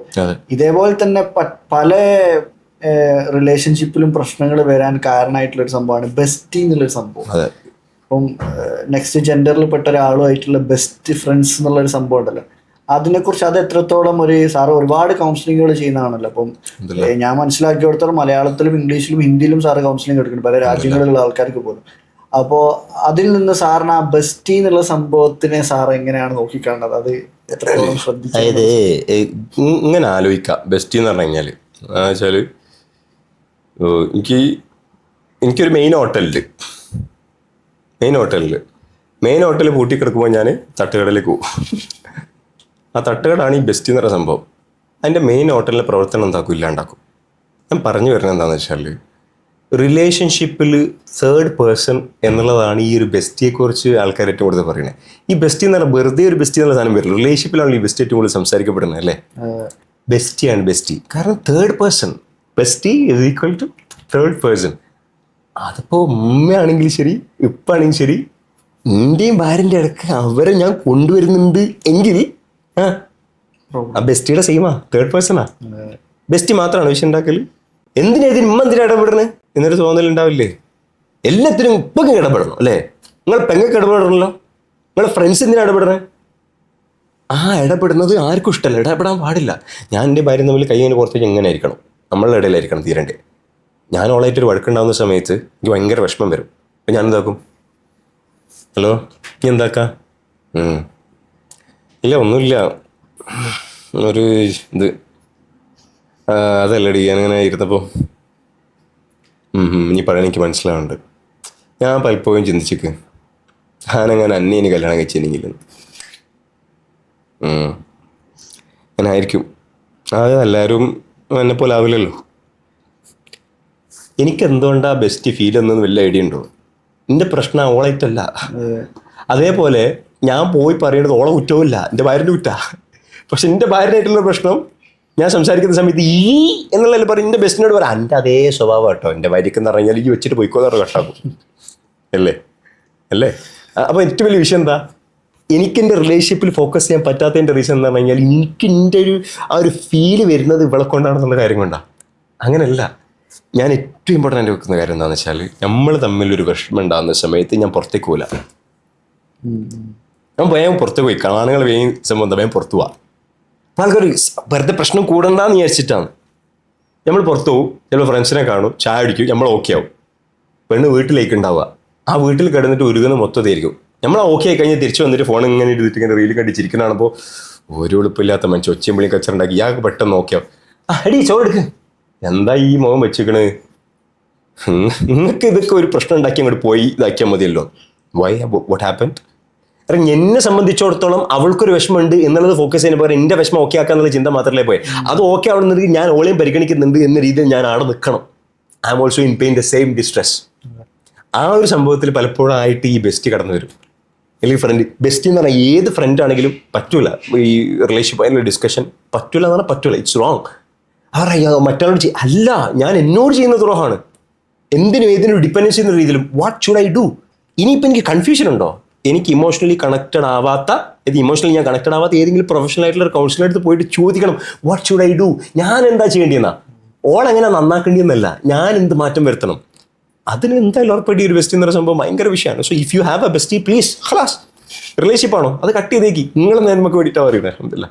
അല്ല, ഇത് ശരിക്കും എത്ര നമ്മൾ ഇപ്പൊ പറഞ്ഞ പോലെ എത്ര നല്ല രീതിയിൽ നമ്മൾ നിൽക്കാൻ ശ്രമിച്ചാലും, ഇപ്പം സ്വന്തം പാർട്ട്ണറുമായിട്ട് നിൽക്കാൻ ശ്രമിച്ചാലും എന്തെങ്കിലുമൊക്കെ വാക്ക് തർക്കങ്ങളും ചെറിയ ചെറിയ പ്രശ്നങ്ങളൊക്കെ വരും. പക്ഷെ അങ്ങനത്തെ സാഹചര്യങ്ങളിൽ നമ്മൾ എന്തെങ്കിലും ഒരു കാര്യം ക്രിട്ടിസൈസ് ചെയ്യുന്ന ഒരു രീതി ഉണ്ടല്ലോ, ഇപ്പൊ നമ്മൾ പറയും അപ്രിസിയേഷൻസ്, ആ ഒരു സംഭവം എങ്ങനെയാണത് ചെയ്യേണ്ടത്? ഈ ഞാന് ആരും പൊതുവെ പ്രോത്സാഹിപ്പിക്കാത്ത കാര്യമാണ് ഞാനിവിടെ പറയാൻ പോണത്. കൈക്കൂലി എടുക്കാം. ചിന്തിക്കാം. നിങ്ങൾ സർക്കാർ ഓഫീസിൽ പോയി, നിങ്ങൾ സർക്കാർ ഓഫീസിന്റെ ഒരു പൊതുവെ ഉള്ളൊരു സംഭവം എന്താണെന്ന് വെച്ച് കഴിഞ്ഞാൽ അടിക്കൂടെ സാധനം കൊടുത്തു കഴിഞ്ഞാൽ പരിഗണിക്കൂലേ? അങ്ങനല്ലേ സാറെ? കുറെ കാലം ഞാൻ ആ ഫയൽ ഇവിടെ തന്നിട്ട് എന്ന് പറഞ്ഞു കഴിഞ്ഞാൽ എന്നാൽ അതെൻ്റെ ഫയൽ എടുക്കാൻ സൗകര്യമില്ല എന്നുള്ളൊരു മോഹമായിരിക്കും സർക്കാർ ഓഫീസിലുള്ള പൊതുവെയുള്ള മനുഷ്യന്മാർക്ക്. ഒരുപാട് മാറ്റങ്ങളൊക്കെ വന്നിട്ടുണ്ട്, എല്ലാവരും അങ്ങനെ ആണെന്നല്ല. പക്ഷേ അടിയിലൂടെ ഇങ്ങനെ വെച്ചെടുക്കുമ്പോൾ ഒരു ചിരിയൊക്കെ വരാണ്ട്. ഞാൻ എൻ്റെ ഭാര്യയുടെ ഒരു മിസ്റ്റേക്ക് ചൂണ്ടിക്കാണിക്കാൻ പോകുന്ന സമയത്ത് ആദ്യം തന്നെ എന്താണ് അങ്ങനെ ചെയ്തത് എന്നോട് പറയുമ്പോൾ അവൾ ആദ്യം ഫോക്കസ് ചെയ്യുക എന്ത് നന്ദിയില്ലാത്ത മനുഷ്യനാണ് ഞാൻ എന്തൊക്കെ ചെയ്തു കൊടുത്താൽ അയാൾ ഇതേ പറയുള്ളൂ എന്ന രീതിയിലാണ് അല്ലേ. അപ്പം അതെന്താ പറയുക, ഞാൻ എൻ്റെ അടുത്ത് കുറച്ച് കാര്യങ്ങൾ പറയണമെന്ന് ഇങ്ങനെ ആഗ്രഹിക്കുന്നുണ്ട്. എന്തിനലിക്കാം പക്ഷേ അത് ഞാൻ ഇങ്ങനെ കഴിഞ്ഞ ദിവസം ഇരുന്ന് ചിന്തിച്ചപ്പോഴേ അൽഹംദുലില്ലാ പഠിച്ചോണ്ട് വലിയ അനുഗ്രഹം കൊണ്ടാണ് എൻ്റെ ലൈഫിലോട്ട് വന്ന് ഒരുപാട് കാര്യങ്ങളുടെ ജീവിതത്തിൽ മാറ്റം വന്നിട്ടുണ്ട് ഈ വന്നപ്പോൾ. അല്ല, സാറിന്റെ പ്രോഗ്രാംസും കൗൺസിലിംഗും ഒക്കെ ഷെഡ്യൂൾ ചെയ്യുന്നത് പോലും വൈഫല്ലേ? അതെ, അൽഹംദുലില്ലാ ഈ ഒരു സംസാരം തുടങ്ങി അപ്പോൾ ഓർക്കൊരു വല്ലാത്തൊരു ഫീൽ വരും, ലൈക്ക് റെസ്പെക്ട് കൈക്കൂലി എടുത്ത്. ദെൻ അൽഹംദുലില്ലാ ഇത് ഇതിൻ്റെ ഒരു ഇതാണോ എന്ന് എനിക്കറിയില്ല കേട്ടോ. എനിക്ക് തിരുത്തി തരണേ. എൻ്റെ അടുത്ത് ഇങ്ങനെ ഈ സംഭവം ഇങ്ങനെ പറഞ്ഞില്ലേ, അല്ലെങ്കിൽ മറ്റൊരു അത് എൻ്റെ ഒരു ഇതിൽ അതല്ലെങ്കിൽ എനിക്ക് എൻ്റെ മുന്നൊരു മിസ്റ്റേക്ക് എനിക്കറിയാം ഒന്നും പറയണ്ട, നമ്മളെന്നെ അറിയില്ല, ഓരെന്നെ എന്താക്കും പറയും. അല്ലെങ്കിൽ നിങ്ങൾക്ക് വിഷമമായിട്ട് തോന്നിയോ അത് പരിഗണിക്കണമെങ്കിൽ അടിക്കൂടെ കിമ്പള കൊടുക്കണം. അപ്പോഴേ അയാൾക്കത് മാറാൻ തോന്നുള്ളൂ. അപ്രീസിയേഷൻ്റെ പ്രത്യേകം എന്താണെന്നറിയോ? അപ്രീസിയേഷൻ അയാളെ ഉഷാറാക്കി കൊണ്ടുവരും. അത് റിലേഷൻഷിപ്പിൽ ആൾക്കാർ കുറച്ചേ കൊണ്ടുവരുള്ളൂ. അതന്നെ, അത് പറഞ്ഞ സമയത്ത് എനിക്ക് ഫീൽ ചെയ്തു സാറേ, കുറ്റം മാത്രം എടുത്ത് പറയുന്ന ഒരാളേന്ന് നല്ല ഒരു കാര്യങ്ങൾ പറഞ്ഞു തരുന്ന സമയത്തും കേൾക്കാൻ ആളുകൾക്ക് ഇഷ്ടം ഉണ്ടാവില്ല. പക്ഷെ ഇടയ്ക്കിടയ്ക്ക് അപ്രിസിയേഷൻ കിട്ടുന്ന ഒരാളെടുത്തുനിന്ന് ഒരു കറക്ഷൻ കിട്ടുമ്പോൾ അത് സ്വീകരിക്കാനുള്ള ഒരു മനസ്സ് പൊതുവെ ഇപ്പം റിലേഷൻഷിപ്പിൽ മാത്രമല്ല, ഇപ്പം ഏത് ഫീൽഡിലാണെങ്കിലും ഒരാളും ഇപ്പം ടീച്ചർ ആണെങ്കിൽ പോലും കുറ്റം മാത്രം പറഞ്ഞ ടീച്ചർമാർ ആർക്കും ഇഷ്ടമുണ്ടാവില്ല. നല്ലതും പറയാ, അതിനിടയിൽ കൂടെ ആവശ്യമുള്ള സമയത്ത് കറക്ഷൻസ് കൊണ്ടുവരിക എന്നുള്ള സംഭവം ശരിക്കും മൈൻഡിലേക്ക് സാർ പറഞ്ഞാൽ എൻ്റെ ഈഗോയാണ് സാറെ ഞാൻ ഡയറക്റ്റ് കുറ്റപ്പെടുത്തേണ്ട റീസൺ. ഞാൻ മോശക്കാരനായാൽ മാത്രമേ എനിക്ക് സാറിനെ ഡയറക്റ്റ് കുറ്റപ്പെടുത്താൻ പറ്റുള്ളൂ. അത് വളരെ ഇമ്പോർട്ടൻ്റ്. കാരണം എന്താണെന്ന് വെച്ചാൽ ഡയറക്റ്റ്ലി എനിക്ക് നിങ്ങളെ ചെറുതാക്കണം എന്നുള്ളൊരു ഇൻറ്റൻഷൻ വരുന്നുണ്ട് എങ്കിൽ നിങ്ങൾ ചെറുതായാലേ ഞാൻ വലുതാവൂ എന്നുള്ളൊരു ചിന്ത എൻ്റെ തലയിലുണ്ട്. അതിൻ്റെ അടുത്ത് എനിക്ക് എന്നോട് സ്നേഹമില്ലാന്നാ. എനിക്ക് എന്നോട് സ്നേഹമുണ്ടെങ്കിൽ ഒരിക്കലും നിങ്ങൾ ചെറുതാവേണ്ട ആവശ്യമില്ല, ഞാൻ ഉഷാറാവാൻ. ഓരോരുത്തരും നമ്മൾ വളരുന്നതിൻ്റെ കൂടെ നമ്മളുടെ കൂടെ ഉള്ളവരും വളരുക എന്നുള്ളൊരു ചിന്താഗതിയാണ് അല്ലാത്ത ആളുകൾ. lot to discuss when it comes to relationship. രക്ഷയില്ലാത്ത മനോഹരമായിട്ടൊരു സാഗരമാണ് ഇംഗ്ലീഷ്. അല്ലല്ല, ഇത് ശരിക്കും നമ്മൾ ഇതിനെക്കുറിച്ച് ഈ ടോപ്പിക്കിനെ കുറിച്ച് സംസാരിക്കണം എന്ന് വിചാരിച്ച സമയത്ത് സാർ ഒരു കാര്യം റിമൈൻഡ് ചെയ്യാൻ എന്നോട് പറഞ്ഞിരുന്നു. അങ്ങനെ ഈ കോളേജ്, ജോലി, അതേപോലെ ലൈഫ് കവർ എന്നുള്ള സംഭവമേ, അത് ശരിക്കും ഇതിലേക്ക് ആവശ്യമുള്ള ഒരു കാര്യം തോന്നുന്നുണ്ടെന്ന് റിമൈൻഡ് ചെയ്താണ്. അത് ഇങ്ങനെ ആലോചിക്കാം. റസൂൽ സല്ലല്ലാഹു അലൈഹി വസല്ലമ എത്ര വർഷം ജീവിച്ചു? 63 വർഷക്കാലം ജീവിച്ചു. റസൂൽ സല്ലല്ലാഹു അലൈഹി വസല്ലമ മരിച്ചിട്ട് ഇപ്പം എത്ര കാലമായി? 1400 വർഷമായി. റസൂൽ സല്ലല്ലാഹു അലൈഹി വസല്ലമ ഏറ്റവും കൂടുതൽ കാലം ജീവിച്ചതാണോ അതോ മരിച്ചിട്ടാണല്ലേ? മരിച്ചിട്ടാണല്ലേ. College ലൈഫാണോ life? 4 കൊല്ലം ഞാൻ ബിടെക് പോയി പഠിച്ചിട്ട് എനിക്കൊരു ജോലി കിട്ടിയിട്ട് ആ ജോലിയാണല്ലോ ഞാൻ ചെയ്യാൻ പോണത് അല്ലേ? ആ 4 കൊല്ലം ഞാൻ മെനക്കെടുന്നത് നല്ലൊരു ഔട്ട്കം കിട്ടാൻ വേണ്ടിയിട്ടാണ്. അതിൻ്റെ ശേഷമാണല്ലോ എൻ്റെ ജീവിതത്തിൻ്റെ ഗതി മാറുന്നത്. പക്ഷെ ആ 4 കൊല്ലം എനിക്ക് തോന്നുന്ന പോലെ ജീവിക്കാം എന്ന രീതിയിൽ ജീവിച്ചാലോ? സപ്ലൈ അടിച്ച് എനിക്കൊന്നുമില്ലാത്ത രീതിയിൽ ഞാൻ പുറത്തിറങ്ങേണ്ടി വരും. അതെൻ്റെ ജീവിതത്തെ നെഗറ്റീവായിട്ട് ഇമ്പാക്റ്റ് ചെയ്യും അല്ലേ? എൻ്റെ ജീവിതം എന്ന് പറഞ്ഞാൽ ഇതേപോലെ കോളേജ് ലൈഫാണ്. കുറച്ചേ ഉള്ളൂ. ഞാൻ ഏറ്റവും കൂടുതൽ ചിന്തിക്കുന്നതും കോളേജ് ലൈഫ് എങ്ങനെ എനിക്ക് തോന്നുന്ന പോലെ അടിച്ച് പൊളിക്കുക എന്നുള്ളതാണ്. തോന്നുന്ന പോലെ അടിച്ച് പൊളിച്ച് കഴിഞ്ഞാൽ പിന്നെ വരാൻ പോകുന്നൊരു കാലം എന്ന് പറഞ്ഞാൽ ഒന്ന് ആലോചിച്ച് നോക്കി, എത്ര 70,000 കൊല്ലം ഇതൊക്കെ ഫുള്ള് ഒരു ആലോചിച്ചു. റസൂൽ സല്ലല്ലാഹു അലൈഹി വസല്ലം മരിച്ചിട്ട് 1400 കൊല്ലം കഴിഞ്ഞ് 1400 കൊല്ലം കഴിഞ്ഞിട്ടുണ്ട് എങ്കിൽ 1400 ആലോചിക്കുന്നത് അത്രയും കാലം ഖബറിലാണ്. So there is a life called ബറസ് ഖബർ ജീവിതമല്ലേ. അപ്പൊ ഈ ജീവിതത്തിൽ ഇമ്പാക്ട് ചെയ്യാൻ പോകുന്ന വളരെ കുറച്ചു നേരം പരീക്ഷ ചെയ്യുന്നൊരു ടൈമില്ലേ, 3 മണിക്കൂർ പരീക്ഷ, 4 കൊല്ലത്തെ കോളേജ്, അതേപോലെ കുറച്ച് ടൈം നമുക്ക് തന്നേക്ക്. ആ ടൈമിൽ ഞാൻ എങ്ങനെ പെർഫോം ചെയ്യുന്നു, അത് എൻ്റെ ഒരുപാട് കാലത്തെ ഇതിനു ശേഷമുള്ള ജീവിതത്തെ ബാധിക്കാൻ പോവാണ് എന്നൊരു ചിന്ത എൻ്റെ തലയിലുണ്ടെങ്കിൽ സ്മോൾ ലൈഫ് ഞാൻ ഏറ്റവും സൂക്ഷിച്ച് പരീക്ഷ ചെയ്തു. സൂക്ഷിച്ച് പരീക്ഷ ചെയ്ത് കഴിഞ്ഞാൽ 1400 വർഷക്കാലം അന്ന് മരിച്ച അബൂലഹബും ഉണ്ട്, അന്ന് മരിച്ച റസൂൽ സല്ലല്ലാഹു അലൈഹി വസല്ലമയുണ്ട്. അബൂലഹബിന്റെ അവസ്ഥ എന്ത്, 1400 കൊല്ലം പകവറിൽ പറഞ്ഞ പാമ്പും തേളും അത് മാത്രമൊന്നല്ല ഇങ്ങനെ ഇടിഞ്ഞ് ഒന്ന് ആലോചിച്ച് നോക്കി. ഫോർ ദ ലാസ്റ്റ് 1400 years അബൂലഹബിനെ കുറിച്ച് ആലോചിച്ച് നോക്കി. അത് വല്ലാത്തൊരു സൂറത്ത്. മാഷാ അല്ലാഹ്, അബൂലഹബ് ജീവിച്ചിരിക്കെ ഇറങ്ങിയ സൂറത്താ. അബൂലഹബിന് വേണമെങ്കിൽ ആ സൂറത്ത് തെറ്റാൻ തെളിയിച്ചോളീനോ ഇസ്ലാം മതം സ്വീകരിച്ചിട്ട്? സംഭവിച്ചാ? ഓൾറെഡി അതാണ് പടച്ചോൻ തീരുമാനിച്ച് കൊടുക്കൂല. അതിന്റെ അർത്ഥം എന്താണെന്ന് വെച്ചാൽ ഈ ഒരു ഇൻസൈറ്റ് അല്ലാഹു സുബ്ഹാനഹു വ തആല എങ്ങനെയെങ്കിലും നമ്മൾ ഉള്ളിലോട്ട് ചെന്നാൽ അതിലും വലിയൊരു ഹിദായത്ത്, അതിലും വലിയ ഗിഫ്റ്റ് ലോകത്ത് കിട്ടാനില്ല. Because I'm going to die. ഞാൻ മരിക്കാൻ പോവാണ്. ഈ പോഡ്കാസ്റ്റ് എയർ ചെയ്യുന്നതിന് മുമ്പ് ഞാൻ മയ്യത്താവോ ഇല്ലേ എന്നുള്ള അറിയില്ലല്ലോ തന്നെ അൾട്ടിമേറ്റ്ലി. അപ്പോൾ ഈ സംഭവം ഇപ്പോഴും മൈലിലുണ്ടെങ്കിൽ ഇതിങ്ങനെ റിമൈൻഡ് ചെയ്തുകൊണ്ടിരിക്കുക. നമ്മൾ മനുഷ്യന്മാരെന്ന് പറഞ്ഞാൽ വേഗം ഫോക്കസ് മാറിപ്പോവും, മരിക്കാന്നുള്ള സാധനം മറന്നുപോകും. അപ്പോൾ ഇതിന് ശേഷം ഒരു ലൈഫ് വരാനുണ്ട്. എത്ര കാലം ഞാൻ മരിച്ച മണ്ണിൻ്റെ അടിയിലുണ്ട്, അത് കബർ ജീവിതം. അത് കഴിഞ്ഞിട്ട് മനുഷ്യർ, അത് കഴിഞ്ഞിട്ട് ശാശ്വതമായിട്ടുള്ള മരണം ഇല്ലാത്തൊരു ലോകമുണ്ട്. അത് സ്വർഗ്ഗാണെങ്കിലും നരകാണെങ്കിലും. ആലോചിച്ച് കേട്ടെ, മരണം ഇല്ലാത്ത നമുക്ക് ലൈഫ് ടൈം മെമ്പർഷിപ്പ് എടുക്കാനല്ല നമുക്ക് ഇഷ്ടം. ലൈഫ് ടൈം അല്ലേ? ആ ലൈഫ് ടൈം എന്ന് പറഞ്ഞാൽ ഒരിക്കലും എൻഡില്ലാത്തൊരു ലോകത്ത് ഞാൻ എങ്ങനെ ജീവിക്കണമെന്ന് വളരെ കുറച്ച് കാലത്തുള്ള ഈ ഒരു പരീക്ഷയിൽ ഞാൻ എന്ത് ചെയ്യുന്നു എന്ന രീതിയിൽ. ഈ പരീക്ഷയെ കാണുന്ന പോലെ ആൾക്കാർ ബുദ്ധിമുട്ടായിട്ട് അല്ല, ഈ പരീക്ഷയിൽ പടച്ചോ നമ്മളോട് ജീവിക്കാൻ പറഞ്ഞ എങ്ങനെയാണെന്നറിയോ, ഈ ഭൂമിയിൽ സമാധാനം കിട്ടുന്ന രീതിയിലാണ്. അല്ലാതെ ഇവിടെ ഇങ്ങനെ നരകിച്ച് ജീവിച്ചു കഴിഞ്ഞാലേ നിങ്ങൾക്ക് നല്ലൊരു ജീവിതത്തിന് ശേഷം ഉണ്ടാവും എന്നുള്ളതല്ല. ഇവിടെ സമാധാനത്തിൽ ജീവിച്ചാലേ നിങ്ങൾക്ക് സ്വർഗ്ഗം ഉണ്ടാവും എന്നുള്ളത് പറഞ്ഞു. അൾട്ടിമേറ്റ് ഒന്ന് ആലോചിക്കുക, ജസ്റ്റ് ലിവ് പീസ്ഫുള്ളി ഹിയർ. അതുകൊണ്ടാണ് റൂൾസുകൾ വെച്ചത്. ഈ റൂൾസുകൾ നിങ്ങളെ പരീക്ഷിച്ച് ഇല്ലാണ്ടാക്കാനല്ല, നിങ്ങളെ ഞാൻ ഉണ്ടാക്കിയ ഒരു രീതി വെച്ചിട്ട് നിങ്ങളുടെ ഈ ഒരു ശരീരത്തിൽ സമാധാനം നിങ്ങൾക്ക് കിട്ടണമെന്നുണ്ടെങ്കിൽ ഞാൻ പറഞ്ഞ ഈ റൂളുകൾ ഫോളോ ചെയ്യൂ. അങ്ങനെ ഈ ഒരു ഭൂമിയിൽ നിങ്ങൾക്ക് ഏറ്റവും മനോഹരമായി സമാധാനത്തിൽ ജീവിക്കാൻ കഴിയുകയും അതോടൊപ്പം തന്നെ ഹിയർ ആഫ്റ്റർ വേറെ തന്നെ ലൈഫ് ജീവിക്കാൻ പറ്റുകയും ചെയ്യും. Guidelines four A peaceful life here and here after. അത്രേ ഉള്ളൂ. അല്ലാതെ ഇവിടെ നരകിക്കൂ നല്ലൊരു സ്വർഗത്തിന് വേണ്ടി, ഇവിടെ നരകിച്ചു കഴിഞ്ഞാലേ നിങ്ങൾക്ക് സ്വർഗം കിട്ടൂ എന്നുള്ളത് നല്ലൊരു ഡെഫിനിഷൻ അല്ല ഒരിക്കൽ പോലും. ഇവിടെ നിങ്ങൾ സമാധാനത്തിൽ ജീവിച്ചാലല്ലേ ശരിക്കും പറഞ്ഞാൽ ആ ഒരു ഇബാദത്ത് നമുക്ക് ചെയ്യാൻ പറ്റും. സമാധാനം എന്ന് പറഞ്ഞാൽ നിന്റെ അല്ലാഹ് എന്നുള്ള സാധനം മായ കൊണ്ട് പറയാതെ എൻ്റെ ശരീരം കൊണ്ട് എനിക്ക് ഫീൽ ചെയ്യണ്ടേ? അല്ലല്ല, അത് ശരിക്ക് എന്തെങ്കിലും ഒരു പ്രശ്നം വരുമ്പോഴേക്ക് ഓൾറെഡി ചെയ്തുകൊണ്ടിരിക്കുന്ന റിച്വൽസിലും എല്ലാത്തിലും മാറ്റം വരുത്തുകയും പടച്ചോൻ എന്നെ തീരെ ഒരു ഇഷ്ടമില്ല, എന്നെ തീരെ ഒരു സ്നേഹം ഇല്ലാത്തതുകൊണ്ടല്ലേ എൻ്റെ ലൈഫിൽ ഇത്രത്തോളം വേദനകൾ എൻ്റെ ലൈഫിൽ ഞാൻ അങ്ങനെ ചിന്തിച്ചു പോയിട്ടുണ്ട് ഒരു 5-6 വർഷം മുന്നേ.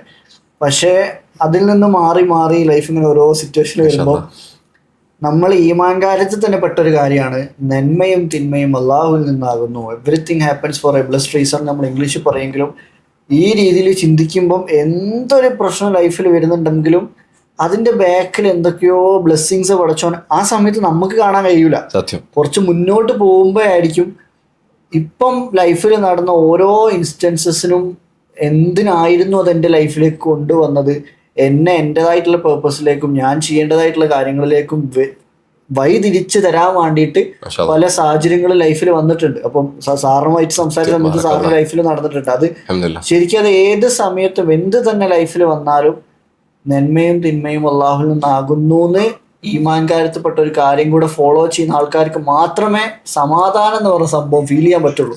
അല്ലെങ്കിൽ എന്തെങ്കിലും ഓപ്പോസിറ്റ് നമ്മൾ വിചാരിച്ച പോലെ അല്ലാതെ നടക്കുമ്പോഴേക്ക് നമ്മൾ ഓട്ടോമാറ്റിക്കലി നമ്മളുടെ ലൈഫിന് സമാധാനം നഷ്ടപ്പെടും. അതിപ്പോൾ ഫലസ്തീനിലേക്കും അങ്ങനെ ബുദ്ധിമുട്ടുകൾ അനുഭവിക്കുന്ന ഇറാനിലേക്കൊക്കെ നോക്കിയാൽ തന്നെ മനസ്സിലാവും.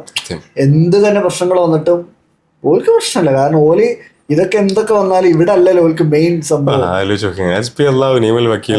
നമ്മള് എന്തായാലും ഓരൊക്കെ ഒരു ഈമാൻ അങ്ങനത്തെ ഒരവസ്ഥ എനിക്ക് വന്നിട്ടില്ലല്ലോ. അങ്ങനത്തെ ഒരവസ്ഥ എനിക്ക് വന്നാൽ ക്യാൻ ഐ സേ ഹസ്ബി അല്ലാഹു നിഅമൽ വക്കീൽ. എനിക്ക് എൻ്റെ അള്ള മതി. എനിക്ക് കിട്ടുന്ന സ്നേഹം എൻ്റെ ഉപ്പാൻ്റെ അടുത്ത് എൻ്റെ അമ്മാൻ്റെ അടുത്തുനിന്ന്, ഞാൻ പറഞ്ഞല്ലോ എൻ്റെ ഉപ്പ എനിക്ക് തന്ന ഈ പാഠം ഇതൊക്കെ എൻ്റെ ഉപ്പൻ്റെ സൃഷ്ടിയല്ലേ, അല്ല എൻ്റെ അസ്തഗ്ഫിറുല്ലാഹ് അള്ളാൻ്റെ സൃഷ്ടിയല്ലേ, എൻ്റെ ഉപ്പ അള്ളാൻ്റെ സൃഷ്ടിയല്ലേ, എൻ്റെ അമ്മ അല്ലെങ്കിൽ എൻ്റെ മക്കൾ എല്ലാം അള്ളാൻ്റെ സൃഷ്ടിയല്ലേ. ഇപ്പം എനിക്ക് ഇവിടെ നിന്നൊക്കെ കിട്ടുന്ന സ്നേഹം എന്ന് പറഞ്ഞാൽ ആരെ സ്നേഹം? അള്ളാൻ്റെ സൃഷ്ടികളിൽ നിന്ന് കിട്ടുന്ന സ്നേഹമല്ലേ, അള്ളാൻ്റെ സ്നേഹമല്ലേ. അത് നമ്മൾ മറന്നുകൊണ്ടൊരു സാധനമുണ്ട്. It is coming from some. ഞാനൊരു പൈപ്പ് ഉണ്ടാക്കി, ആയിക്കൂടെ വെള്ളം അങ്ങ് കിട്ടുന്നുണ്ട്. ഞാൻ അപ്പം നിങ്ങൾ പൈപ്പേ താങ്ക് യു അല്ലല്ലോ, പൈപ്പിൻ്റെ ഉള്ളിൽ കൂടെ അങ്ങ് വെള്ളം വരുന്നു. പക്ഷെ ഒന്ന് ആലോചിച്ചു, ഈ വെള്ളം ഉണ്ടാക്കി അല്ലല്ലേ, അല്ല എന്നെ ഉണ്ടാക്കിയില്ലേ, ഞാനല്ലേ പൈപ്പ് ഉണ്ടാക്കി. ഏടുന്ന ഈ സാധനം വരുന്നത്? ഈ പൈപ്പ് ഉണ്ടാക്കാനുള്ള ബുദ്ധി ആയിരുന്നു ഉണ്ടാക്കണേ, കയ്യും കാലും കാര്യങ്ങളൊക്കെ വേണ്ടേ, ഇതായിരുന്നു. ഞാൻ ബസാറിൽ പോയിട്ട് വാങ്ങിക്കുന്ന സാധനമൊന്നുമല്ലല്ലോ. ഒറിജിൻ ഈ ഒരു പെർസ്പെക്റ്റീവിൽ ചിന്തിച്ചാലും ഒരു മനുഷ്യൻ സമാധാനം ഉണ്ടാകും. കാരണം അതാണ് ഗ്രാറ്റിറ്റ്യൂഡ്. ഞാനാണ് എന്ന ഭാവമുള്ള ഒരു വ്യക്തിക്ക് ഒരിക്കലും സമാധാനം ഈ ലോകത്ത് ഉണ്ടാവില്ല. ഞാനാണെങ്കിൽ ആദ്യം മുതൽ എൻ്റെ ഒറിജിൻ മുതൽ ഞാനാവണം. എൻ്റെ കൈ വാങ്ങിയത് മുതൽ ഞാനാവണം. എൻ്റെ മുഖത്തിൻ്റെ ഈ രൂപം അത് ഞാനാവണം. എൻ്റെ മുടി അത് ഞാനാവണം. എല്ലാം ഞാനാവണം. ഇതൊന്നും ഞാനാണെന്ന് നിങ്ങൾക്ക് പറയാൻ പറ്റില്ലല്ലോ. എൻ്റെ ബുദ്ധി, ഞാനൊരു പീടി പോയി വാങ്ങി എൻ്റെ തലച്ചോറൊന്നല്ലല്ലോ ഇത്. പൈസ ഉള്ളവൻ വാങ്ങിയ തലച്ചോറും പൈസ ഇല്ലാത്ത വാങ്ങിയ തലച്ചോറും എന്നുള്ള സംഭവം അല്ലല്ലോ. ഓൾറെഡി എനിക്ക് കിട്ടിയ സാധനമല്ലേ. ആ കിട്ടിയ സാധനം എങ്ങനെ എൻ്റെ ബോഡി കറക്റ്റായിട്ട് വർക്ക് ചെയ്യുന്നത് ഒരു ഏറ്റവും ഹൈ ലെവലിലുള്ള ഡോക്ടറിന് പോലും കംപ്ലീറ്റ് ആയിട്ട് ഇപ്പോഴും എന്താക്കാൻ പറ്റിയിട്ടില്ല. അതിൻ്റെ ഡീപ്പ് ഇൻസൈഡ് സംഭവം എക്സ്പ്ലെയിൻ ചെയ്യാൻ പറ്റിയിട്ടില്ല.